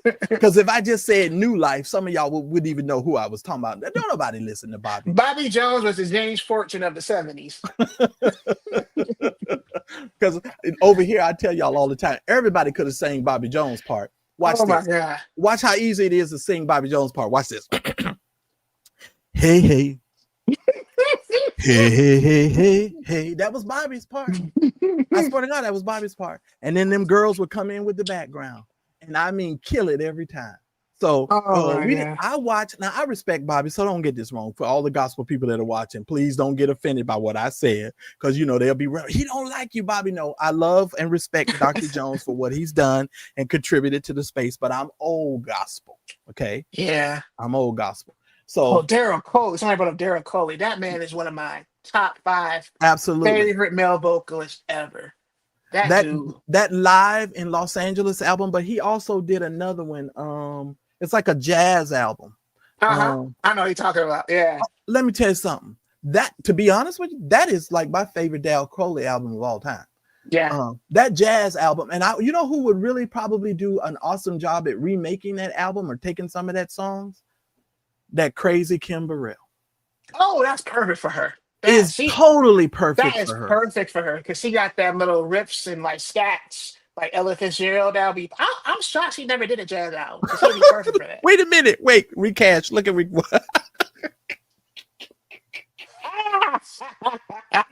recash. Say Bobby Jones walk so James Fortune could run. Absolutely. Absolutely. She ain't telling no lie. That is funny. She ain't telling no lie. But Daryl Coley was I saw a video they were honoring Michael Jackson at the NAACP Image Awards, and him and Michael were singing the Free Willy song, and he Mm. took a lick of that, and the crowd went nuts, and then Michael had to come up and take the mic from him, and just both of them were like going neck. It was like, oh man, Yeah, because because people forget. Daryl Cole and never classically trained, Yeah, never just natural ability. And that's, I kind of feel like that's what gospel music to me is missing. Oh, I forgot, I didn't finish the story. So I'm on the phone with this prophet. Daryl, he puts the face of this singer in the picture. He said, "You know who this guy is? I'm so sorry, y'all." I could tell the disappointment in their face.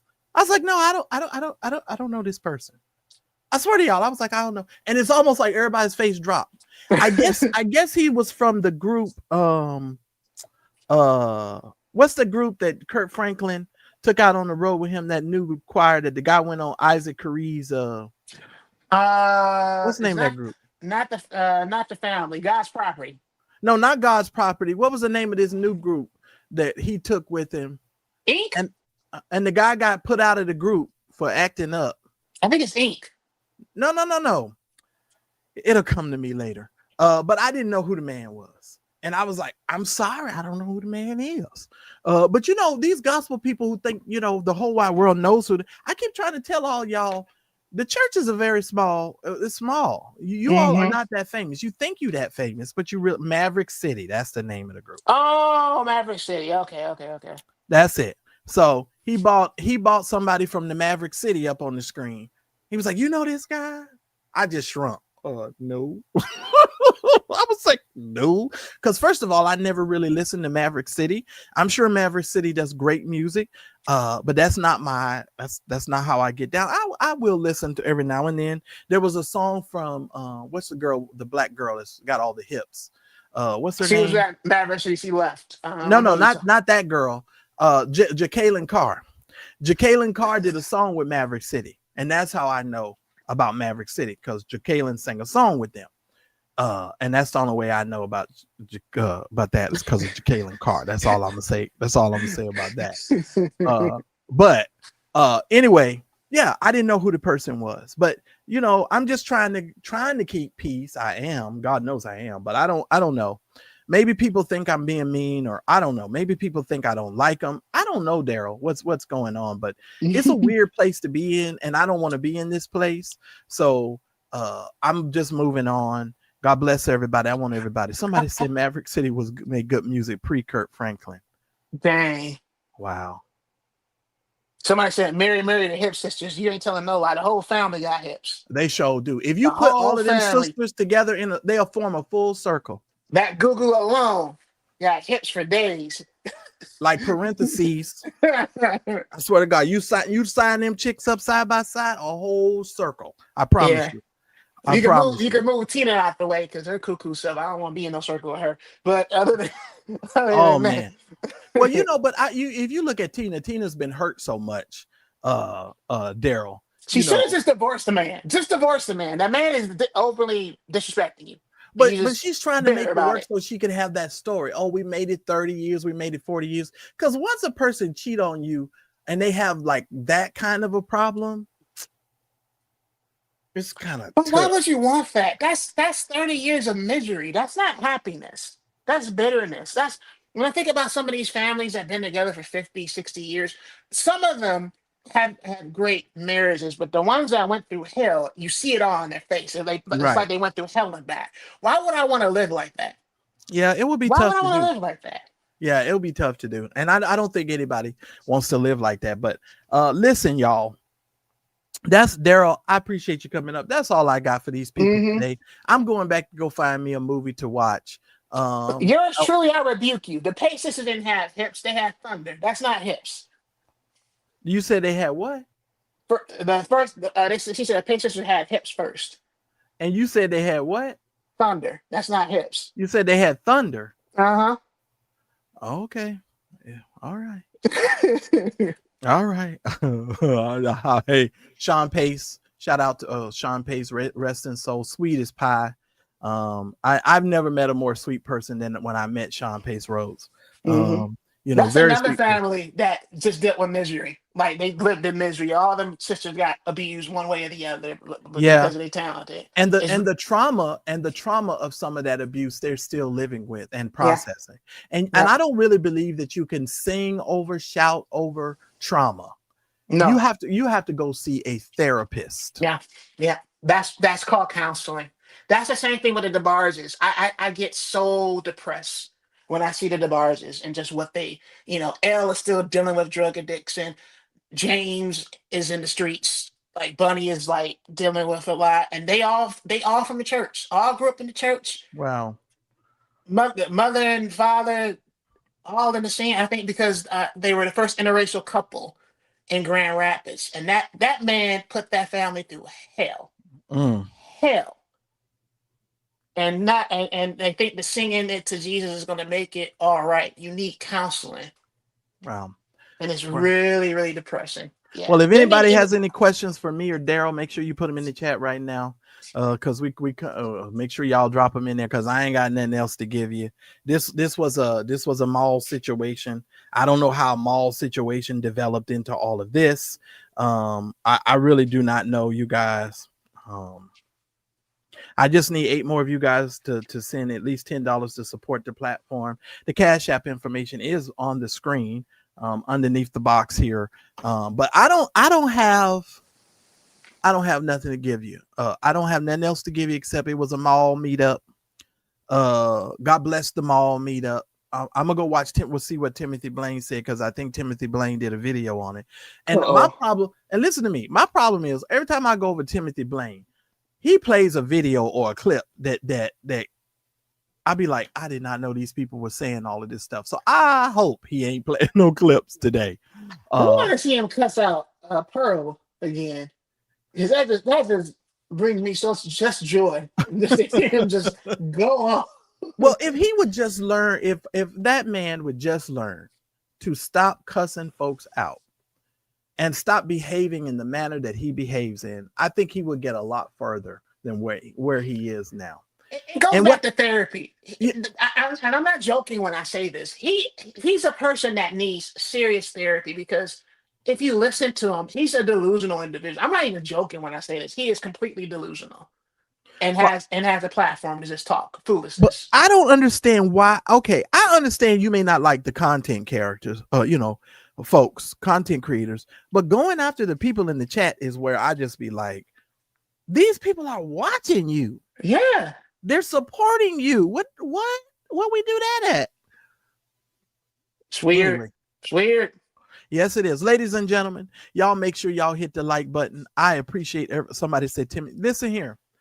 You know what? And let me tell you, if you don't follow me, let me tell you how I found out about this Timothy Blaine fella. Way back in the day, some of y'all are new. Him and Larry actually used to be very cordial with one another.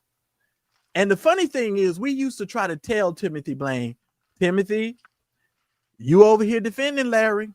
Larry's full of it, but Timothy used to rock with Larry. I mean, he really, really used to rock for Larry. And we used to be like, okay, Tim, sooner or later, you're going to realize it. And so we just walked away, right? And he went after Daryl one time. And I'm going to tell you what happened. Daryl put a set of false teeth on a thumbnail. And we never heard from Timothy Blaine again. When I tell you Timothy Blaine shut down and never said another word about Daryl Moore, but we all liked him. We never disliked him. But Tim, he went through this whole thing where somebody tried to get his channel shut down, and then they started trying to like dox him. And he started screaming for Larry's help. Larry, LRLers, help us, help me, please, please come and help me. Because the people was coming at him certified. I mean, they were coming at him. So we was like, oh Lord, they trying to get rid of Tim. So we was like, okay, but something happened. I don't know what happened, certified. I can't even tell you what happened. And all of a sudden, Timothy Blaine was like, that ninja is full of shite. And he did a whole turn, and everybody was like, huh. And I go to listen because, first of all, Timothy is older. So he's older. So I want to hear an older person's perspective. So I'm always like going over there and I listen. I don't always agree with everything is said by all of these people. And everybody, all of these people in this space, all of these people done said some stuff. All of us done went after each other at one particular point in time, certified. So at this point, like I said, I done laid my weapon down to study war no more. They can keep fighting all they want to. Because I'm not in no beef sector. I don't have no beef against anybody. And if they say I have beef against them, they are lying. They are absolutely lying. So I done tried to extend all the olive branches to everybody I can extend. I'm not, I ain't lying. When he held Daryl, I don't know if he was around that time. He said, Mayday, so. Mayday. Oh, it was the funniest thing. And we was like, oh my God. My favorite is when he opened up his videos, he take that sip of water and start to sing. I'm like, oh God. But you know what? It's the funny of the one day he started his show off with Satan, we're gonna tear your yeah, that's the one. I swear I was laughing so hard. He looked dead at the camera like, Satan, we gonna tear your kingdom. I'm like, Lord. He is funny. I mean, you gotta and to the person that just said about the beef sector thing, certified. Let me say this. I used to watch another beef sector person, Phi Babe. I used to watch Phi Babe back in the day. I did. And I found out about these people through some people that Daryl and I used to work with because I didn't know anything about a beef sector, right? So the only two people I would ever watch would be Phi Babe and Timothy Blaine. And at one point, Timothy Blaine and Phi Babe was like going at it back and forth. And I was like, and I like both of them. So I was like, boy, this is crazy. And I was listening to Phi Babe. This is a true story. And the moderators knowing where I'm about to go. Phi Babe used to call this girl Burger Brie all the time, right?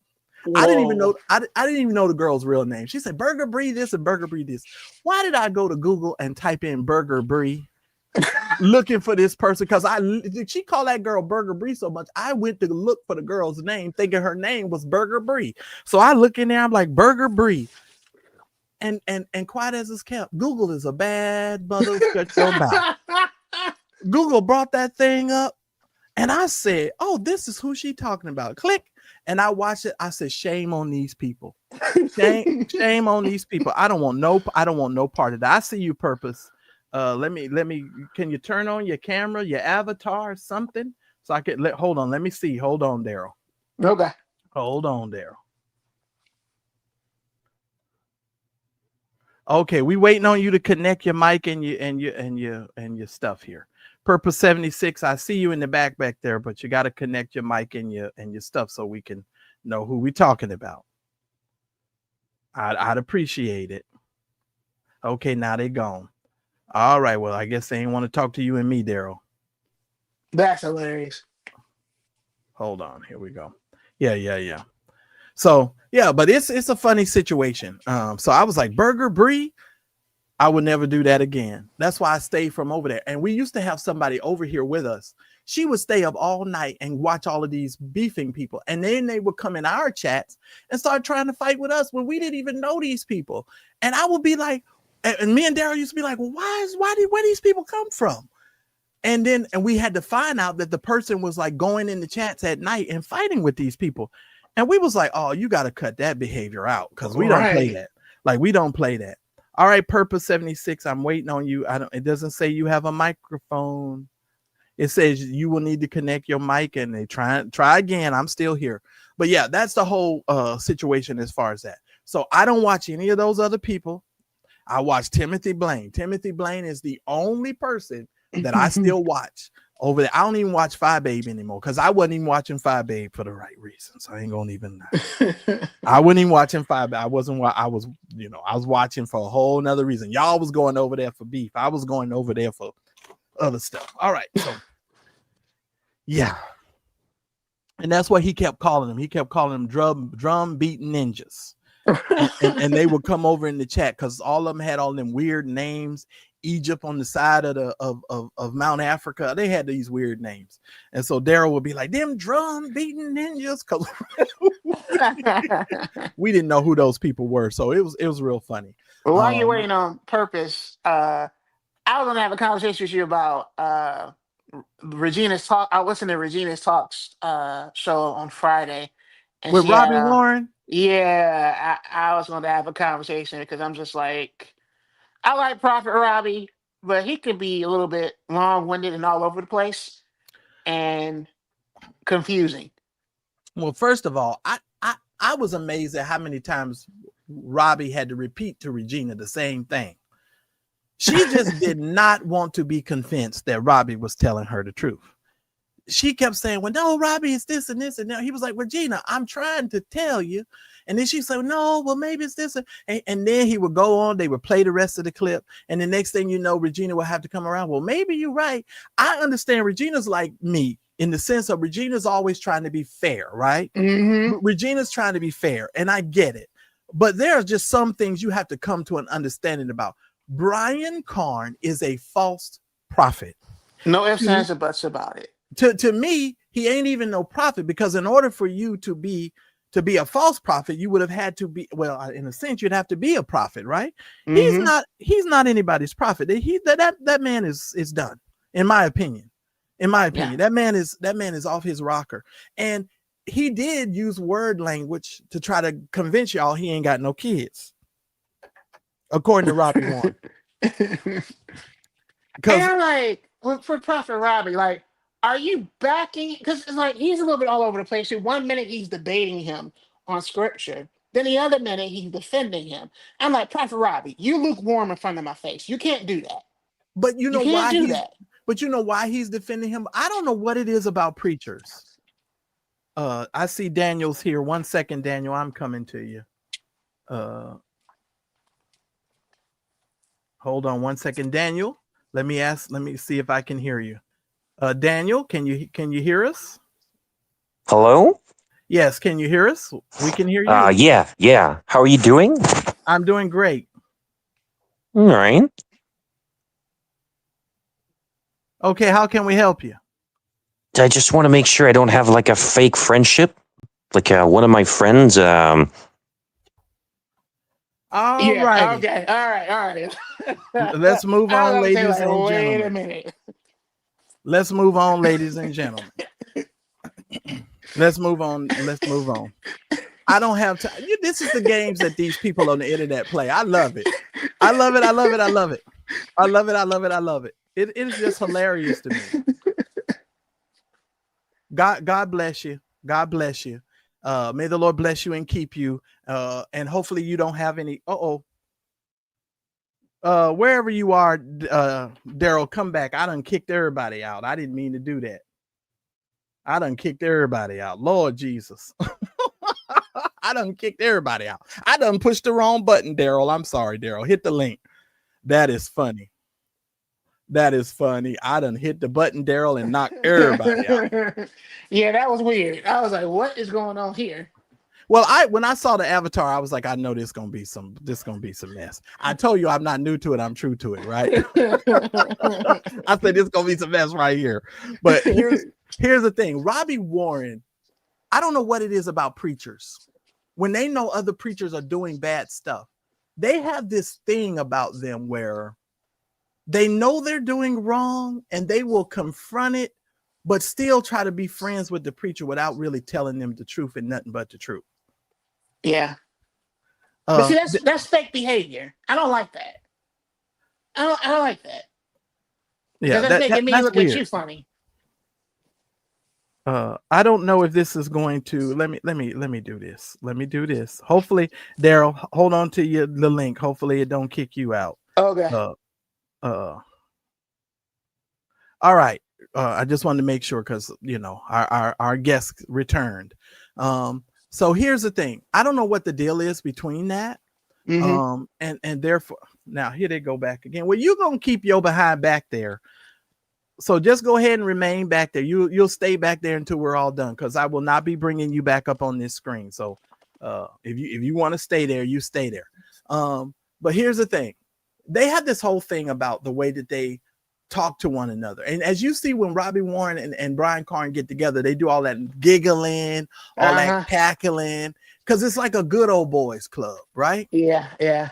and I don't want to go down there because Robbie Warren and I had some talks in times past, and I've just moved on a lot of this stuff, so I don't really care, and therefore, I it is what it is, Daryl. It's a good old boys club.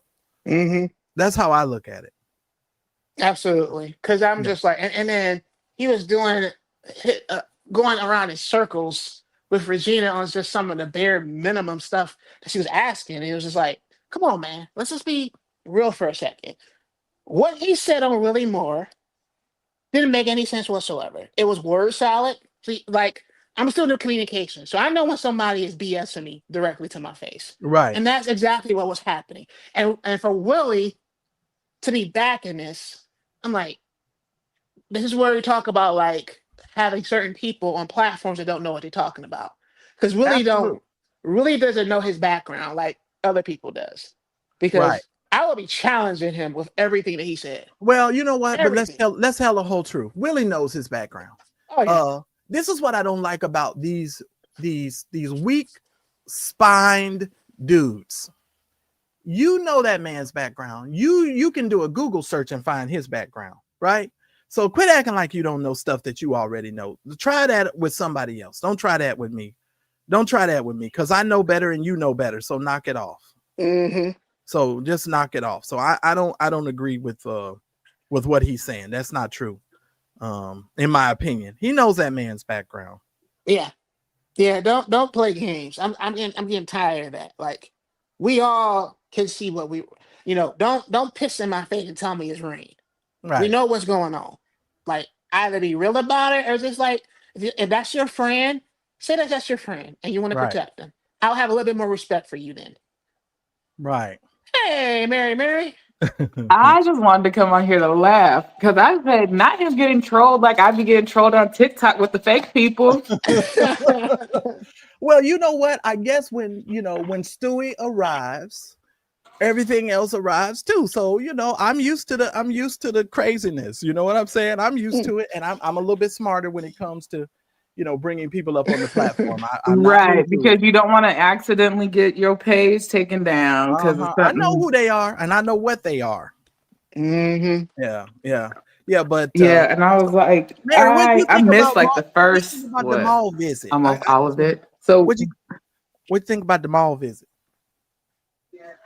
So I mean, I think we're overdoing something that probably took 10 minutes. Like, it was probably a 10-minute interaction and everyone is just like, see, we told you, just like, Absolutely. I don't know. I'm just like, it's a nothing burger. They bumped into each other in the mall. I mean, they run in the same circle, so they were bound to see each other at some point in time anyway. Absolutely. At an event, at a service, at a whatever. So they was bound to see each other. I was unimpressed by it because I don't know, Bernard hasn't said anything, or maybe he'll say something tonight, but Larry did what he needed to do.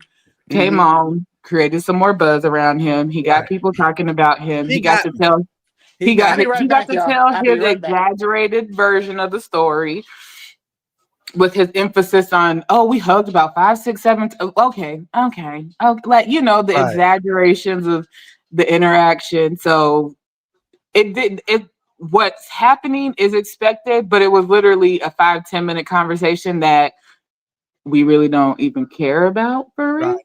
Absolutely. Right. Absolutely. Yeah. And that's how I took it, Daryl and Mary. I was like, okay, that's why I was so shocked when everybody was like, certain people are live. I said, live for what? Because it's a mall visit. I was like, right. A whole mall visit. Right. I was like, it's a mall visit. Like, okay, so let me go here and let me see. And it is what it is. But when it comes to this whole situation, I'm just like, it's a mall visit. Yeah. And not only that, it's just like, it's a mall visit, but it's also like, you can tell that it's also just another scheme, whether it was from one side or both sides, because we're talking about it. Right. And I just feel bad for like the innocent people.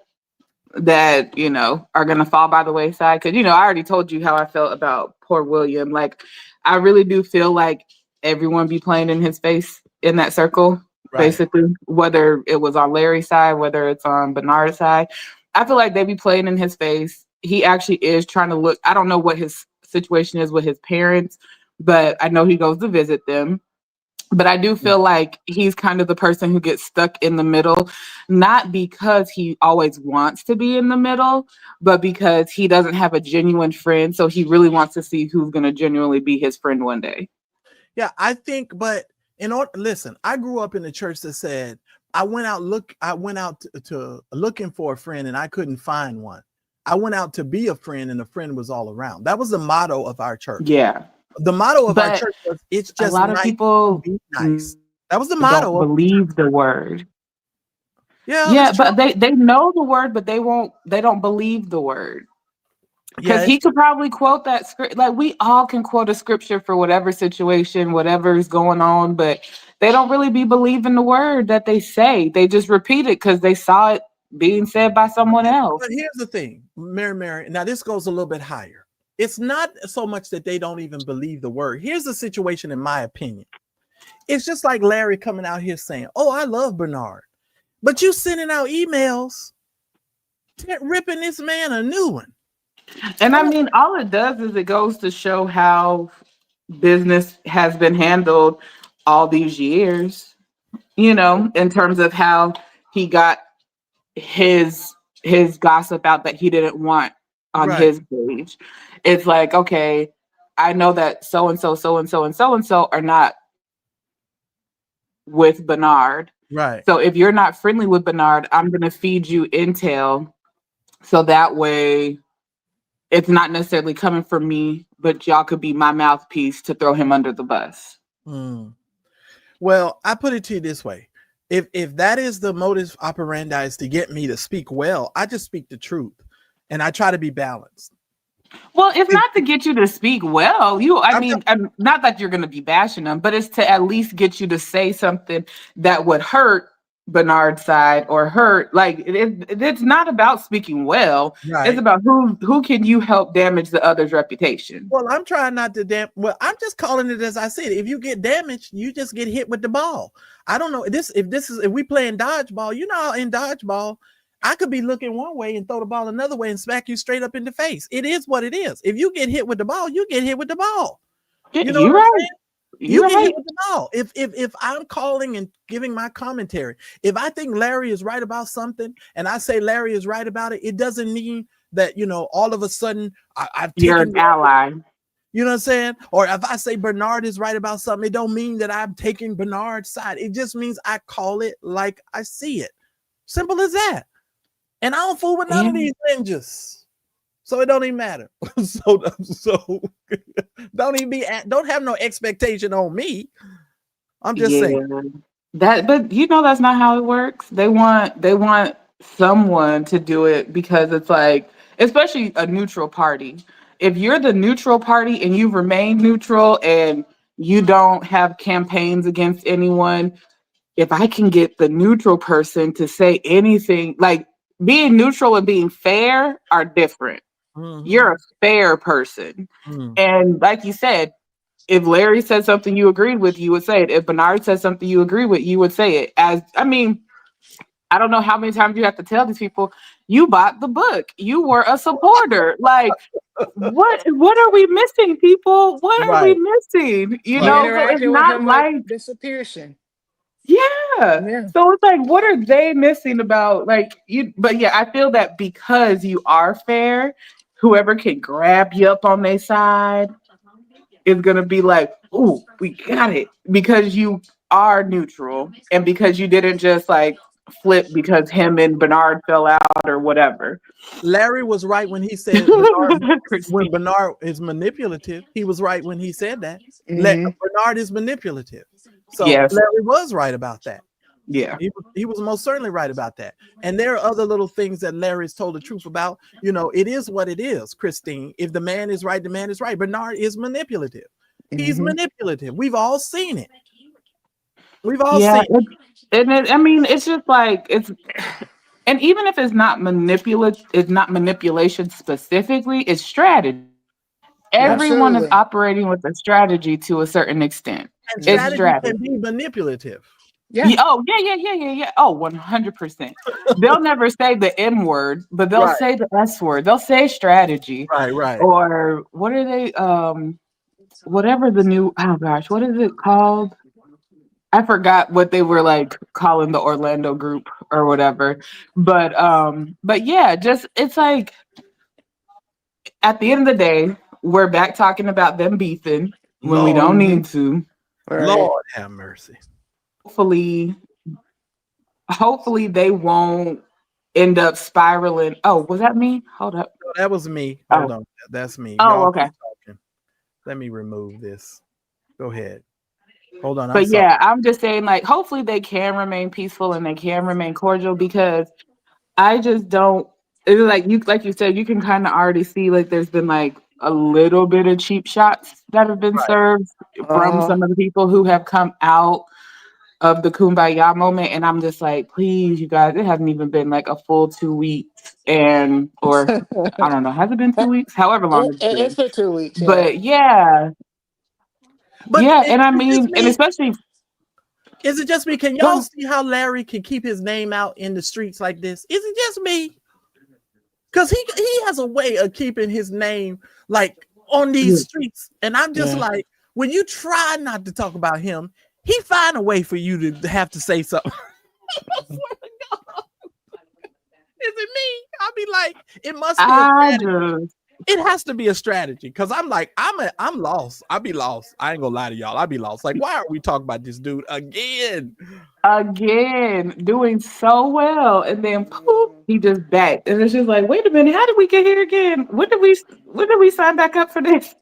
But yeah, I mean, everybody wants to keep their name circulation. What is it? All No press. press is bad press. Uh-huh. So it's just like I just hate that he's getting his name tossed back around, whether some people report it positively or negatively.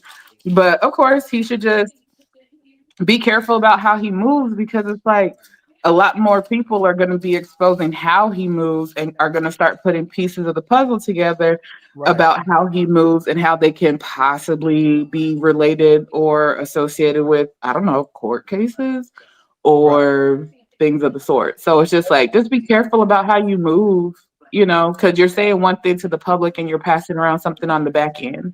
Absolutely. And I'm not going and Purpose 76, as soon as you get your microphone fixed back there, I'll bring you up. What's up, Gerald? What's up? What's You going know, on? me and you talked about this morning. So I'm not gonna do no cussing. I've said all my cuss words to Where's you, your so you know. microphone? Because I can't really hear you. Where's your mic? Hold on, Far away from the mic. it might be my headphones. Oh, okay. Can you hear me? I can hear you. Well, let me Okay. take this off. Y'all go ahead and talk. I'll take this off. Okay. You keep going. All right. I'll put on my headphones because I was having a little trouble. I couldn't hear him. Okay, I y'all could go. hear him. It was just like a little bit. It was just sounding like the mic Okay, It's a go little, was. ahead. it's a Go little ahead. muffled. Go ahead, Gerald. Okay, go ahead. Finish your statement, Mary. Oh no, I was just saying I could hear him or whatever. He was just a little bit muffled. I'm over here trying to figure out. I done got a new thing for when I have my blank when I'm over here doing my streaming. So I'm over here putting this together real quick. Y'all doing too much. Everybody let, doing too much. let me let I me add know, another right? let me add another topic to this conversation because Okay, go ahead. Mary, I went to see Brandy and Monica last night, and it was a banger. But it's also funny that in the midst of all that, Brandy's brother is cutting up again, and Jamal Bryant put out a statement about Ray J. I think a couple of days ago, saying that he was like threatening him. And like threatened. Remember that interview he did with Yeah, him? but that happened months ago, though. Yeah, but he let it be known that he seriously edited that interview to like protect him, Oh, okay. and said that he was very much like out of Concerned? it. Oh, he needed to be concerned. Well, first of all, drugs and popularity and fame does not mix well. Yeah. I thought Go ahead, Mary. Go ahead. No, I was just gonna say, I'll put it like this. The agency that I'm with, on the the Talkies, they were going to sign Ray J. He ain't signed. He's I'll just banned say from that. TikTok. He's banned. Well, I mean, when you do some of the stuff that these people do on social media, of course they would ban you. But here's my thing, you all. Princess. Let's talk about Princess and the kids for a second. Because I'm not really concerned about Ray J per se. I'm more or less concerned about Princess and the kids, because it seems to me that he keeps putting her and treating her in a dangerous manner. When I watch some of these dudes, the way they talk and how they talk about the women that they have kids with and make love to, it should send up a red flag to everybody involved. Because when you love somebody, you do not treat them the way that Ray J treats that girl, right? You don't say the things that he says. Now, I don't know what she's done to him per se, but all I know is every time he goes live, he looking like a whole fool. And And this is where, I love Brandy, but her mama need to be taken to the side and checked, because let's keep it a buck. Miss Sonya has cooked up Ray J for years and years with this behavior, to the point that she has pushed her daughter, one of the greatest vocalists ever, to the back, where she should be up front. This is her first major concert tour in over 20 years. well, Why? well, can I tell you that Brandy did burn some bridges and said some things about That some is true. Let me Now she that said- she did do. Yeah, That is true. That she is said true. some things about some producers that she should not have said. Rodney Jerkins. Anyway, and she should have known that those things come with repercussions. Now, Yeah. let me give y'all not gonna believe this, but I swear this is the truth. Ray J's aunt Deborah. He has an aunt named Deborah. Okay. I used to work with his auntie, right? You all would be surprised that we used to work for a moving company called Starving Students here in California. If y'all live in California, y'all done seen them big old trucks, right? So Deborah and I, we used to get calls when Ray J was in high school, in junior high and high school. He was bad then.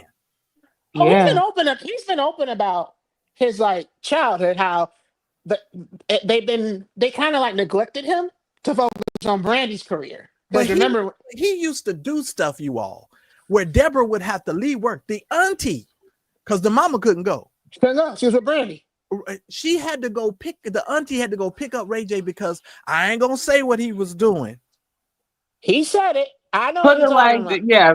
He's been open about that. Yeah. Okay, but we'll go there. Okay. And I mean, but listen to what you just said, Marcellus. The auntie would have to go because the mama couldn't. Maybe he just wanted his mama or his daddy to be the one to show up. Where's his regular daddy at? His daddy's in the house. I don't know. Now I have no idea, but I'm just saying, because he's a junior, right? Yeah, really was in the house. He was not a neglectful dad. So I'm just maybe instead of like you said, with Brandy being the star and them having that age gap, maybe he wanted his parents to show up for him. I have a situation with my cousins where I can tell the baby cousin resented the fact that his older brother was sick, and no matter what, having a sickly sibling, he took all the attention off of him, so he acted out. So I'm just saying, it could be whether it's a justifiable reason. He just wanted his parents to be there for him, and now he could be right. You could be right. Christine just put out a little. I know. I saw what Christine said. She said the daddy was too busy having other children. Go ahead, Gerald. So let me address that first. First of all, that doesn't give Ray J a right to act out. Let me say this. Let me tell you the reason why I'm saying what I'm saying. Let me tell you the reason why I'm saying what I'm saying. Okay, me being adopted, me and Marcellus have had this conversation a while back. But me being adopted, I have a brother right now. We didn't talk for almost 20 years. He lives in Germany right now because God rest her soul, my adopted mother chose him and put him above me. She had a war going on within the household. Now, granted, at a young age, you may not understand what that's going on. But when you grow up, sometimes, majority of times, you got to have wisdom and understand some things that just because somebody doesn't show up in your life don't mean that you can portray and put off that crap on everybody else. Right. That doesn't give you no excuse, no right, none of that. That's true. Okay, but Gerald, let's add another caveat to that. The only way that you as a child would be mature enough to make those kinds of choices and decisions is you would have to be, mentored and cultivated into that type of an understanding. But when both of your parents are missing, because it's twofold to what you're saying. On the one hand, the child aspect, but now he's a full-grown adult. So you have to make certain choices as a grown man to say, okay, my mother and my father may have forsaken me and may have left me to the side, but then I have to become a man who behaves a certain way and puts myself out into the world a certain way. Now, as a child, I can understand him having a perplexing type situation, but as an adult, it sort of morphs into other types of behaviors that typically become dangerous. I agree with you, Gerald, but the only thing to your statement I want to be clear about, when he is a child, he is not mature enough to make those types of decisions. Okay, now let me push back on that. Okay. My mother put me in a psychiatric hospital, right? I was going through psychiatry as a child. I was going through this, and my brother, we were going through therapy, all this stuff, and I kept going through family therapy and individual therapy. The family wasn't going. I was going. Right. They were making me the problem, okay? I sat in a hospital the first time. The second time I sat in the hospital, I'm tell you exactly what I did. I made a decision and said to myself, oh, no, I'm not going back to this. I'm not going back to this. And I was 12 years old when I made that decision. Oh, I understand, sir. 12 years old. No, I understand. Did I ever tell you? My disagreement with that is that I can see what you're saying at some point as a child, yes, but at some point you wake up as a child and say, enough is enough. You have kids nowadays that sit and do what they call runaways. Now, some are running away because they need to get their butts ripped, but they don't want to follow. But you have kids that's running away because of stuff like that. Doesn't mean that you have to sit there and take it. There's always somebody around. I agree. Now, Gerald, I agree because as a child, I made certain decisions. And as a teenager, I made certain decisions. There were some decisions I made as a teenager that I am still living and walking out to this day. Those were choices that I made as a teenager. So I totally get it and understand. And don't feel free to jump in, Daryl and Mary, but I get what you're saying. I agree. I agree with what you're saying, Gerald, because at the end of the day, yes, we can discuss like the neglectfulness, this is stuff that Ray J has openly discussed. At the end of the day, you're a 43-year-old grown man with 2 kids. Some of that stuff, go get counseling. You have a multi-million dollars. There is no excuse for this trifling behavior. Why are you on TikTok pointing a gun at your wife in front of your child? Why? Yeah. Why are you doing that? And that's the thing. And to Gerald, like what Gerald was saying, my mom knew the things that she saw growing up, and she was able to say, like, I don't want my children to ever have to repeat, feeling the way that I felt. Like, I want to make sure my family has a family structure. We're not going to have certain secrets. We're not going to, hide certain things, and we're not going to struggle for the sake of enabling someone's addictions or whatever the case may be. So yes, I definitely agree with that. Like how Gerald's like, yeah, no, I knew for a fact I was not going back. My mom knew for a fact she wanted better for her kids. Not that it takes a special kind of person, but it takes like a special kind of motivation within the person. You say motivation, I'm gonna say decision, because even what you just said, all it requires is to make a decision. It reminds me of the scripture. Y'all know I have to go there. I'm sorry. It's the preacher in me. I apologize. The Bible says that God's gonna set before you every single day death and life. You have to choose, right? So there are choices that are set before you every single day. You get to choose. So in my mind, if you decide to make a choice to move on and to make better choices and decisions, that's all well and good for you. That's why I'm hoping and wishing that everybody that's around this space really choose life and just move. Oh, go ahead. Go ahead. But the problem is exactly what you said in that scripture. They say death and life first. Keyword death. Majority people choose death, whether it's spiritual death, physical death, mental death, emotional death. They choose that first. And it's easier because of the simple fact it seems like, oh, well, if I choose this, then I'm gonna get a direct reaction to what I really want. That's not always the case. Majority of the time when you choose death first, especially in like Ray J's case, you're gonna get some consequences that you ain't expect.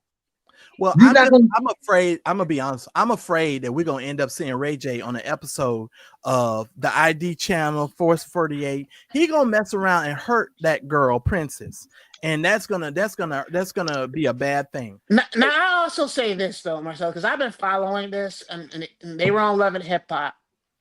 I also gotta say, Princess has known about this behavior for decades now. Right. So when are you gonna make the decision, girl, to get your kids and get up out that house? Okay. So hold on a minute, because I'm dealing with several people right now. Women who are in situations with men who are the financial providers or have been the financial providers. I've seen dudes be manipulative to women when it comes to the finances. It says, okay, still not okay. Purpose 76, whenever you can get it together, I promise I'll bring you up. And if we're still on, so don't worry, just keep trying. If at first you don't succeed, try again. You kept trying, and I that's all I can tell you. But because it won't let the person connect their mic and stuff. I've seen men use money and fame and position against women to subjugate them, to make them feel less than. And now I can't say this is everybody's case, but I have seen women's self-esteem hit the ground because of these types of dudes, and they will remain because they don't think that they can survive without them. Okay. And let me just tell you something from a personal experience.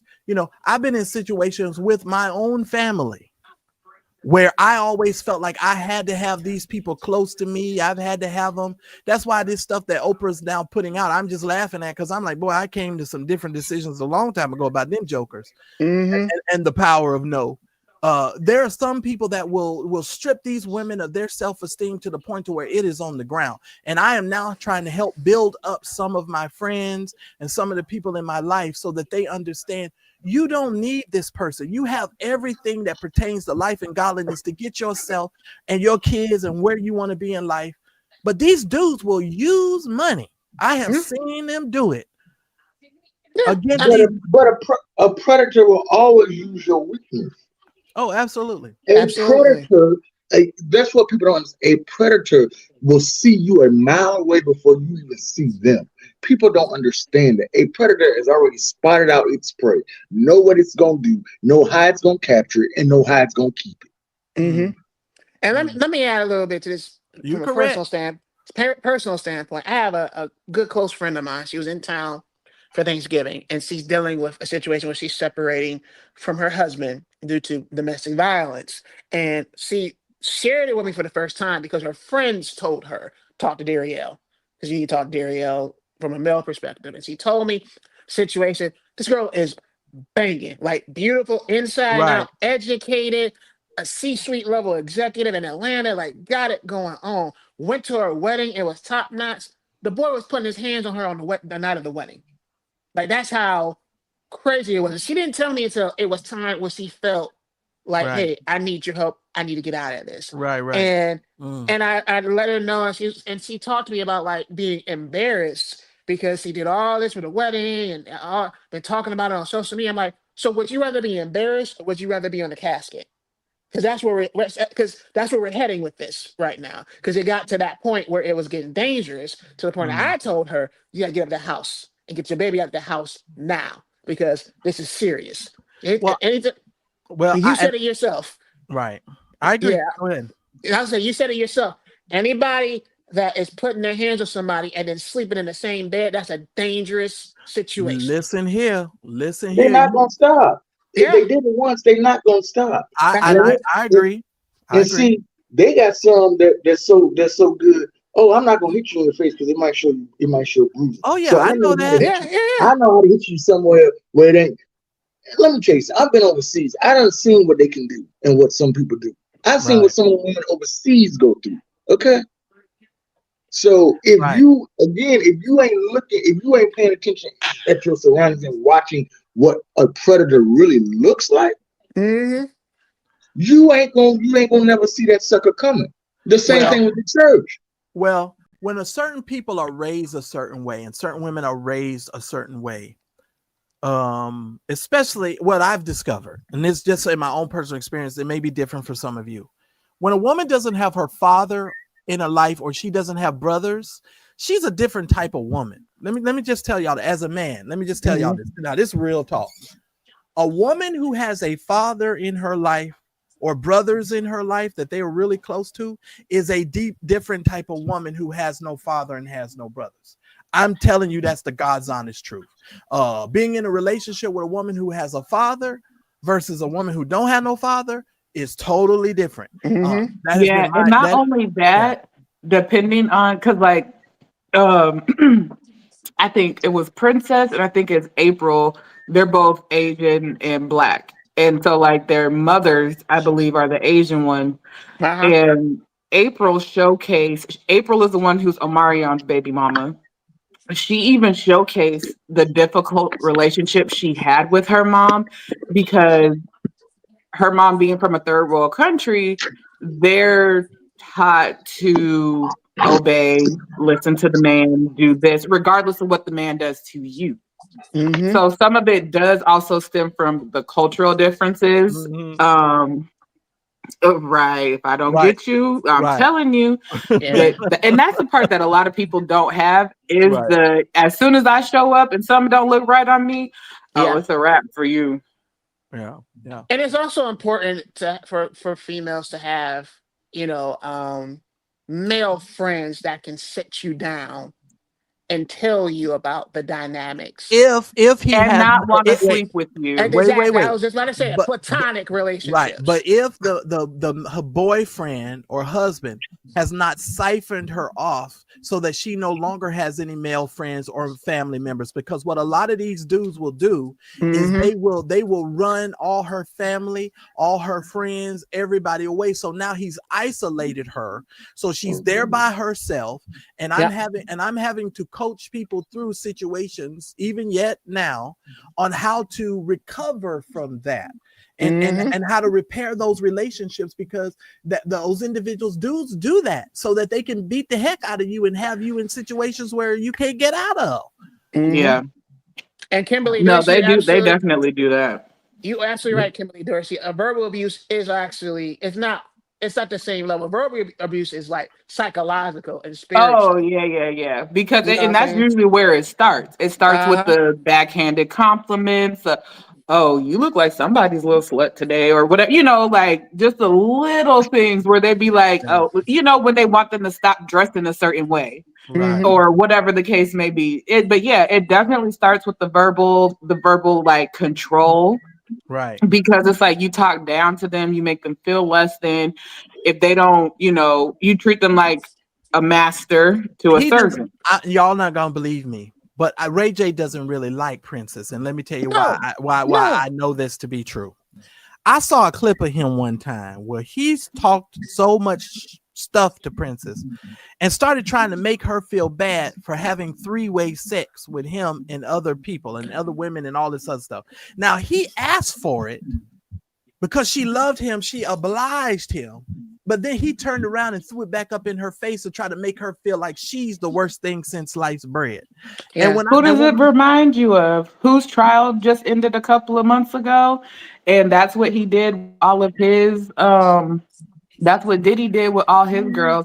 And so like the one girl who didn't get picked, Jane Doe, aka 50 Cent's baby mama, she felt some type of way because I did everything you told me to do, but that don't mean that I wanted to keep you.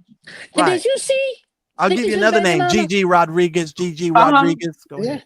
But have you seen the picture of 50 Cent's baby mama? I have. I'm like, Now my question becomes this.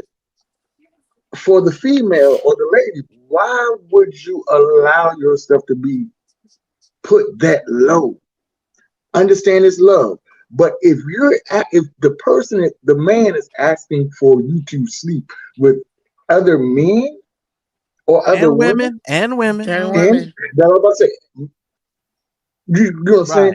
I understand. What that should show you mentally what they think of you. Right. They should already. I'm gonna say it just like this. They should already let you know that they think you're a piece of trash. Mm-hmm. Let me ask y'all opinion. I'm gonna ask each one of y'all to respond to this question. Do you think Princess has the cognitive skills to make those types of decisions based on what you've seen? I'll start with you, Mary. I'm gonna start with you. You think Princess she's smart? Just basically what you've seen on the outside looking in. You think she's that type of woman who can make that cognitive situation? Yes, but she's driven by money. All right, Daryl. I've been following this. Princess is smart. I've seen her in conversation, but I agree it's all monetary because that man has embarrassed her on national television. Threw her in the pool. Yeah, I know. I saw it, Gerald. Okay, I'm gonna say she's smart, and I'm gonna say it's monetary. But what I'm gonna say is this: you can be smart and still not have a good self-esteem, because if money is driving you, you don't have a self-esteem. You don't. No, you're right. Because you're letting the money drive you. That is your self-esteem. Your self-worth is in the money. Just like some of these so-called run around blind prophets, their self-esteem is in the money, not in themselves. That's correct. Yeah. I believe that. Well, now, and I mean, all that starts with all the 5,000 plastic surgeries they have before the time they turn 21 or 25 or whatever. So all that starts back then because of the Hollywood culture. Right. Now, let me just say, as a man, I got homeboys. We used to get into arguments all the time because they would say certain things to their girlfriends, and then I would later confront them. I know dudes, they're not my friends anymore, but I know dudes who literally, the way that they were taught from their fathers is to find something on a woman and nitpick her and tear her down to the point to where she has no more self-esteem. I know behavior. That is good behavior. But for real though, dude, I'm being honest there. There are men who have been taught to do that in order to control the woman and to control the relationship. I know that for a fact. And don't let it be something that she is actually sensitive about. Because it's one thing if it's just something he doesn't like about her, because she could be okay with it. But if it's something that she too finds as a flaw, you know, because especially when you start opening up, you're like, oh, I'm insecure about this or I'm insecure about that. They put it right here. It's just ingrained right here. Yeah. It goes back to Ray J's parents. And like I said, if I had 5 minutes with Miss Sonia, I would tear into her like, how can you stand by and just watch your son do this? He's on a regular basis. He's self-destructing. He is a couple of years away from being in the casket. I'm gonna be honest. That's where I see it. Okay. If he don't get his life together like Bobby Brown did, he's gonna be in the casket. Okay. Well, what a lot of people don't know, allegedly, when Whitney Houston died, Ray J and Whitney Houston was fooling around. They were together at the time that she died. Whitney Houston was snorting the white powder, allegedly. Well, I guess it don't matter because she gone. She can't sue me. Maybe her estate can. I don't know. Allegedly. Pat Houston. Be careful, Pat Houston. Yeah, it's all alleged. Everything I'm saying is alleged. Allegedly, him and her was messing around. I do not believe Ray J at any point in time has stopped his behavior. No, I believe he is continuing, because the only way you can hang out with Whitney Houston is you pretty much had to become her Bobby Brown kind of situation. And I believe that they were all, that's why he was wilding out. He's behaving the way that he's behaving, in my opinion. I think sex, drugs, and rock and roll is what's coming into play here. And that's my opinion. He is the poster child of a child crying for help. And the sad part is, like, you know, not that anyone wishes that their like, of course they're going to wish for their loved one to get better. But for some people, you know, like Juice WRLD, sometimes, you know, transitioning onto the other side is their only way out. And I hope that it does not get to that place for him, because there's already been too many hundreds of thousands of stories of it. But sometimes the family does throw their hands up and say, maybe he'll just have his ultimate freedom when he does finally do too much. Mm-hmm. So, did you guys see the? I'm sorry, Drew, I didn't mean to cut you off. I just had a question. So, does Ray J have any? I'm gonna use this word, Marcel, that you don't like. Do Ray J have any accountability partners? He must be out here. Don't even start that.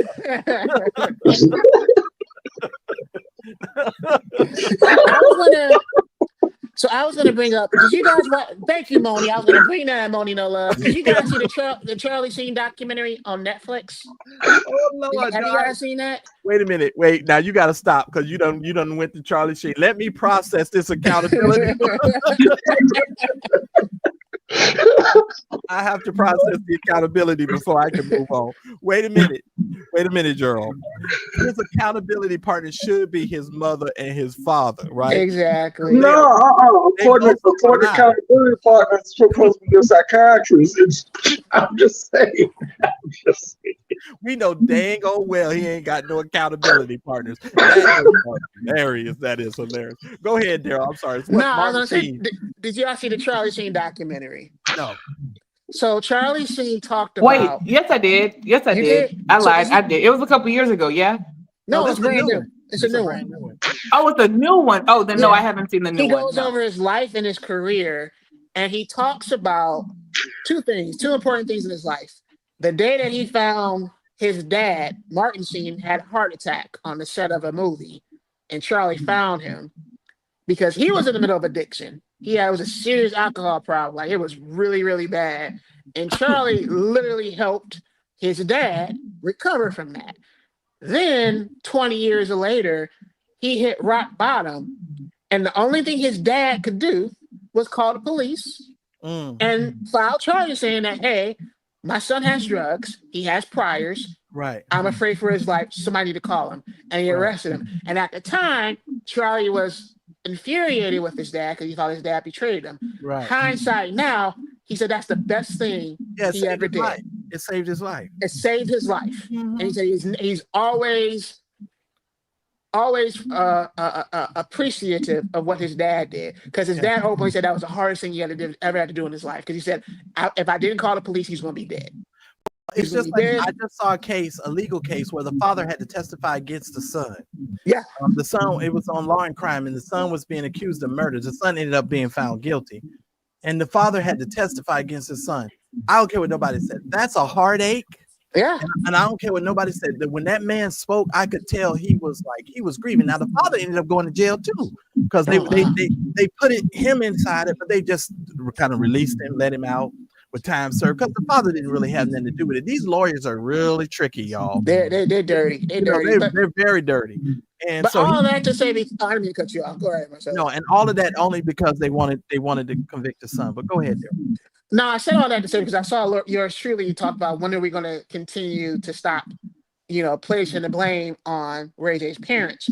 I'm not necessarily putting the blame on his parents, because that's the one. Mm-hmm. Because at the end of the day, like he said, he's a grown man. Right. But also as a mother, not as a manager, not as a business partner, as a mother, when you see your child self-destruct like this. Yeah, spin out of control. Yeah. When do you just take him to the side and say, boy, get it together? Yeah, you got to stop. Yeah, like at what point does the money when does your love as a mother overrule the money part of it, the business part of it? Correct. Yeah, he has a whole bunch of streams of income. He is very good at business ideas and launches. And so it's like, at what point in time does your love as a mother outweigh the fact that you really could lose your young child? Because no, he's not a baby, but that's always going to be her baby. Well, so it's just like, when do you start to fight for your child? I don't care what nothing. When he's dead, that's when she's gonna be hollering. The Raycons work better than them Beats by Dre. I don't care what y'all say. Them Raycons. I've heard that. Them Raycons is the business. I'm just saying. And them scooter bikes are ill too. Yeah. But somebody just said that he was on IG Live 2 hours ago throwing dollar bills at strippers. He has a 7-year-old and a 4-year-old son, my God, from Zion. Now, let me tell y'all this. he used to get in so much trouble in school doing stuff to little girls that he wasn't supposed to be doing. Let me tell y'all something, allegedly. When your auntie have to leave her job to come get you from school because you won't keep your hands to yourself, you have a problem, and you need counseling. And I'm gonna leave it there. You need to seek counseling, and that's all I'm gonna say on that note. Yeah, well, and I mean, he was just on Kai Cenat's Mafia-thon, where he streams like for I don't know how many days straight. I don't know if it's a whole week or what, but he went on there. It's just like it's a whole just day of celebrities coming in and out.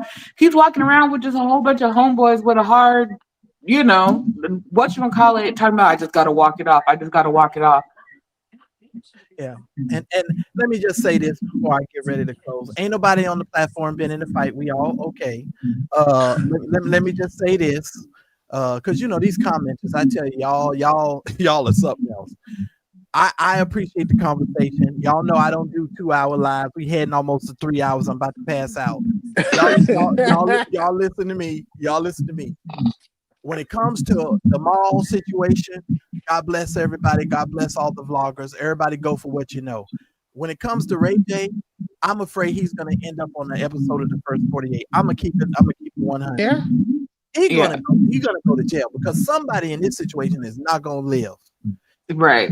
Yes, and the lady who looks like she's been in a fight is the lady who just woke up from a nap. So and I don't have my lights on. I'm trying to figure out my lights right now. So yes, the lady who looks like a fight is a sleepy girl right now. You know me. I had to dress. I know. Well, because remember that's the first thing that they would ask me on TikTok too. They'd be like, "Why are your eyes like that?" Because I got low iron and I don't sleep. Yeah, and trust me when I tell you, I don't sleep either. We don't around here. We work and they don't sleep. I'm gonna give y'all all your final thoughts so we can get up out of here. I'm gonna start with you, Daryl. What's your final thoughts, sir? What you got? Protect Kelly Rowland at all costs. She's a national treasure. Did you say she's an ass and a treasure? What did you say? I said she's. What did you say? Repeat what you said again. I said she's a national treasure that should be protected at all costs. Oh, I heard that wrong. I'm so sorry. But to answer your question, that does look good too. That's all I told you Saturday night, and the Lord is good. I'm just saying. Go ahead, Gerald. Give me your final thought. All I'm gonna say is no new ninjas, and I'm glad they didn't leave you the hell alone. How about what I really think? Because I told you this morning. So. Right. And look, you know me. I'm trying to be a kinder, gentler person. You gonna blow up the whole spot. All right, Mary. Give me your final thoughts so we can get up out of here. Yeah, my final thoughts are the same thing that we've been preaching. Stop taking yourself so damn serious in these virtual streets. Amen. If someone wants to call you broke, let them call you broke. We don't care. Like. Literally, stop taking yourself so damn serious. And that's it. That's all. Thanks everyone for watching. Your support means the world to us. Please make sure that you hit the like button and please make sure that you subscribe to the channel and make sure you hit the bell icon and make sure you press all notifications so that way you will never miss any of the exclusive content that comes on my channel. Make sure that you never miss a video. Now, I try to go live every day about 2:30 Pacific Standard Time, which is about 5:30 Eastern Standard Time. And then I come back at night at around 8:30 Pacific Standard Time, which is about 10:30 Eastern Standard, with some more exclusive content. So if you want more Mad Church Disease show content, we love for you to become a member, a revolutionary member of our channel. Please make sure that you hit the join button that's right next to the subscribe button or somewhere around here so that you guys can receive access to special community posts. You guys get all of the access to my community only lives because we've got some sipping chats that we're going to be doing, and you guys will get exclusive content. So just make sure that you head on over to the channel page, click on the join button, and make sure that you do that. Thanks again for watching. I appreciate your love and support, and I'll see you on my very next video. We are Mad Church Disease, helping you understand that Jesus plus nothing is everything. This is a show for everyone, believers and non-believers, from churched to the unchurched. Help us grow the channel by supporting our non-profit causes and create more consistent content. Donate by Cash App or PayPal, or buy us a coffee at buymeacoffee.com.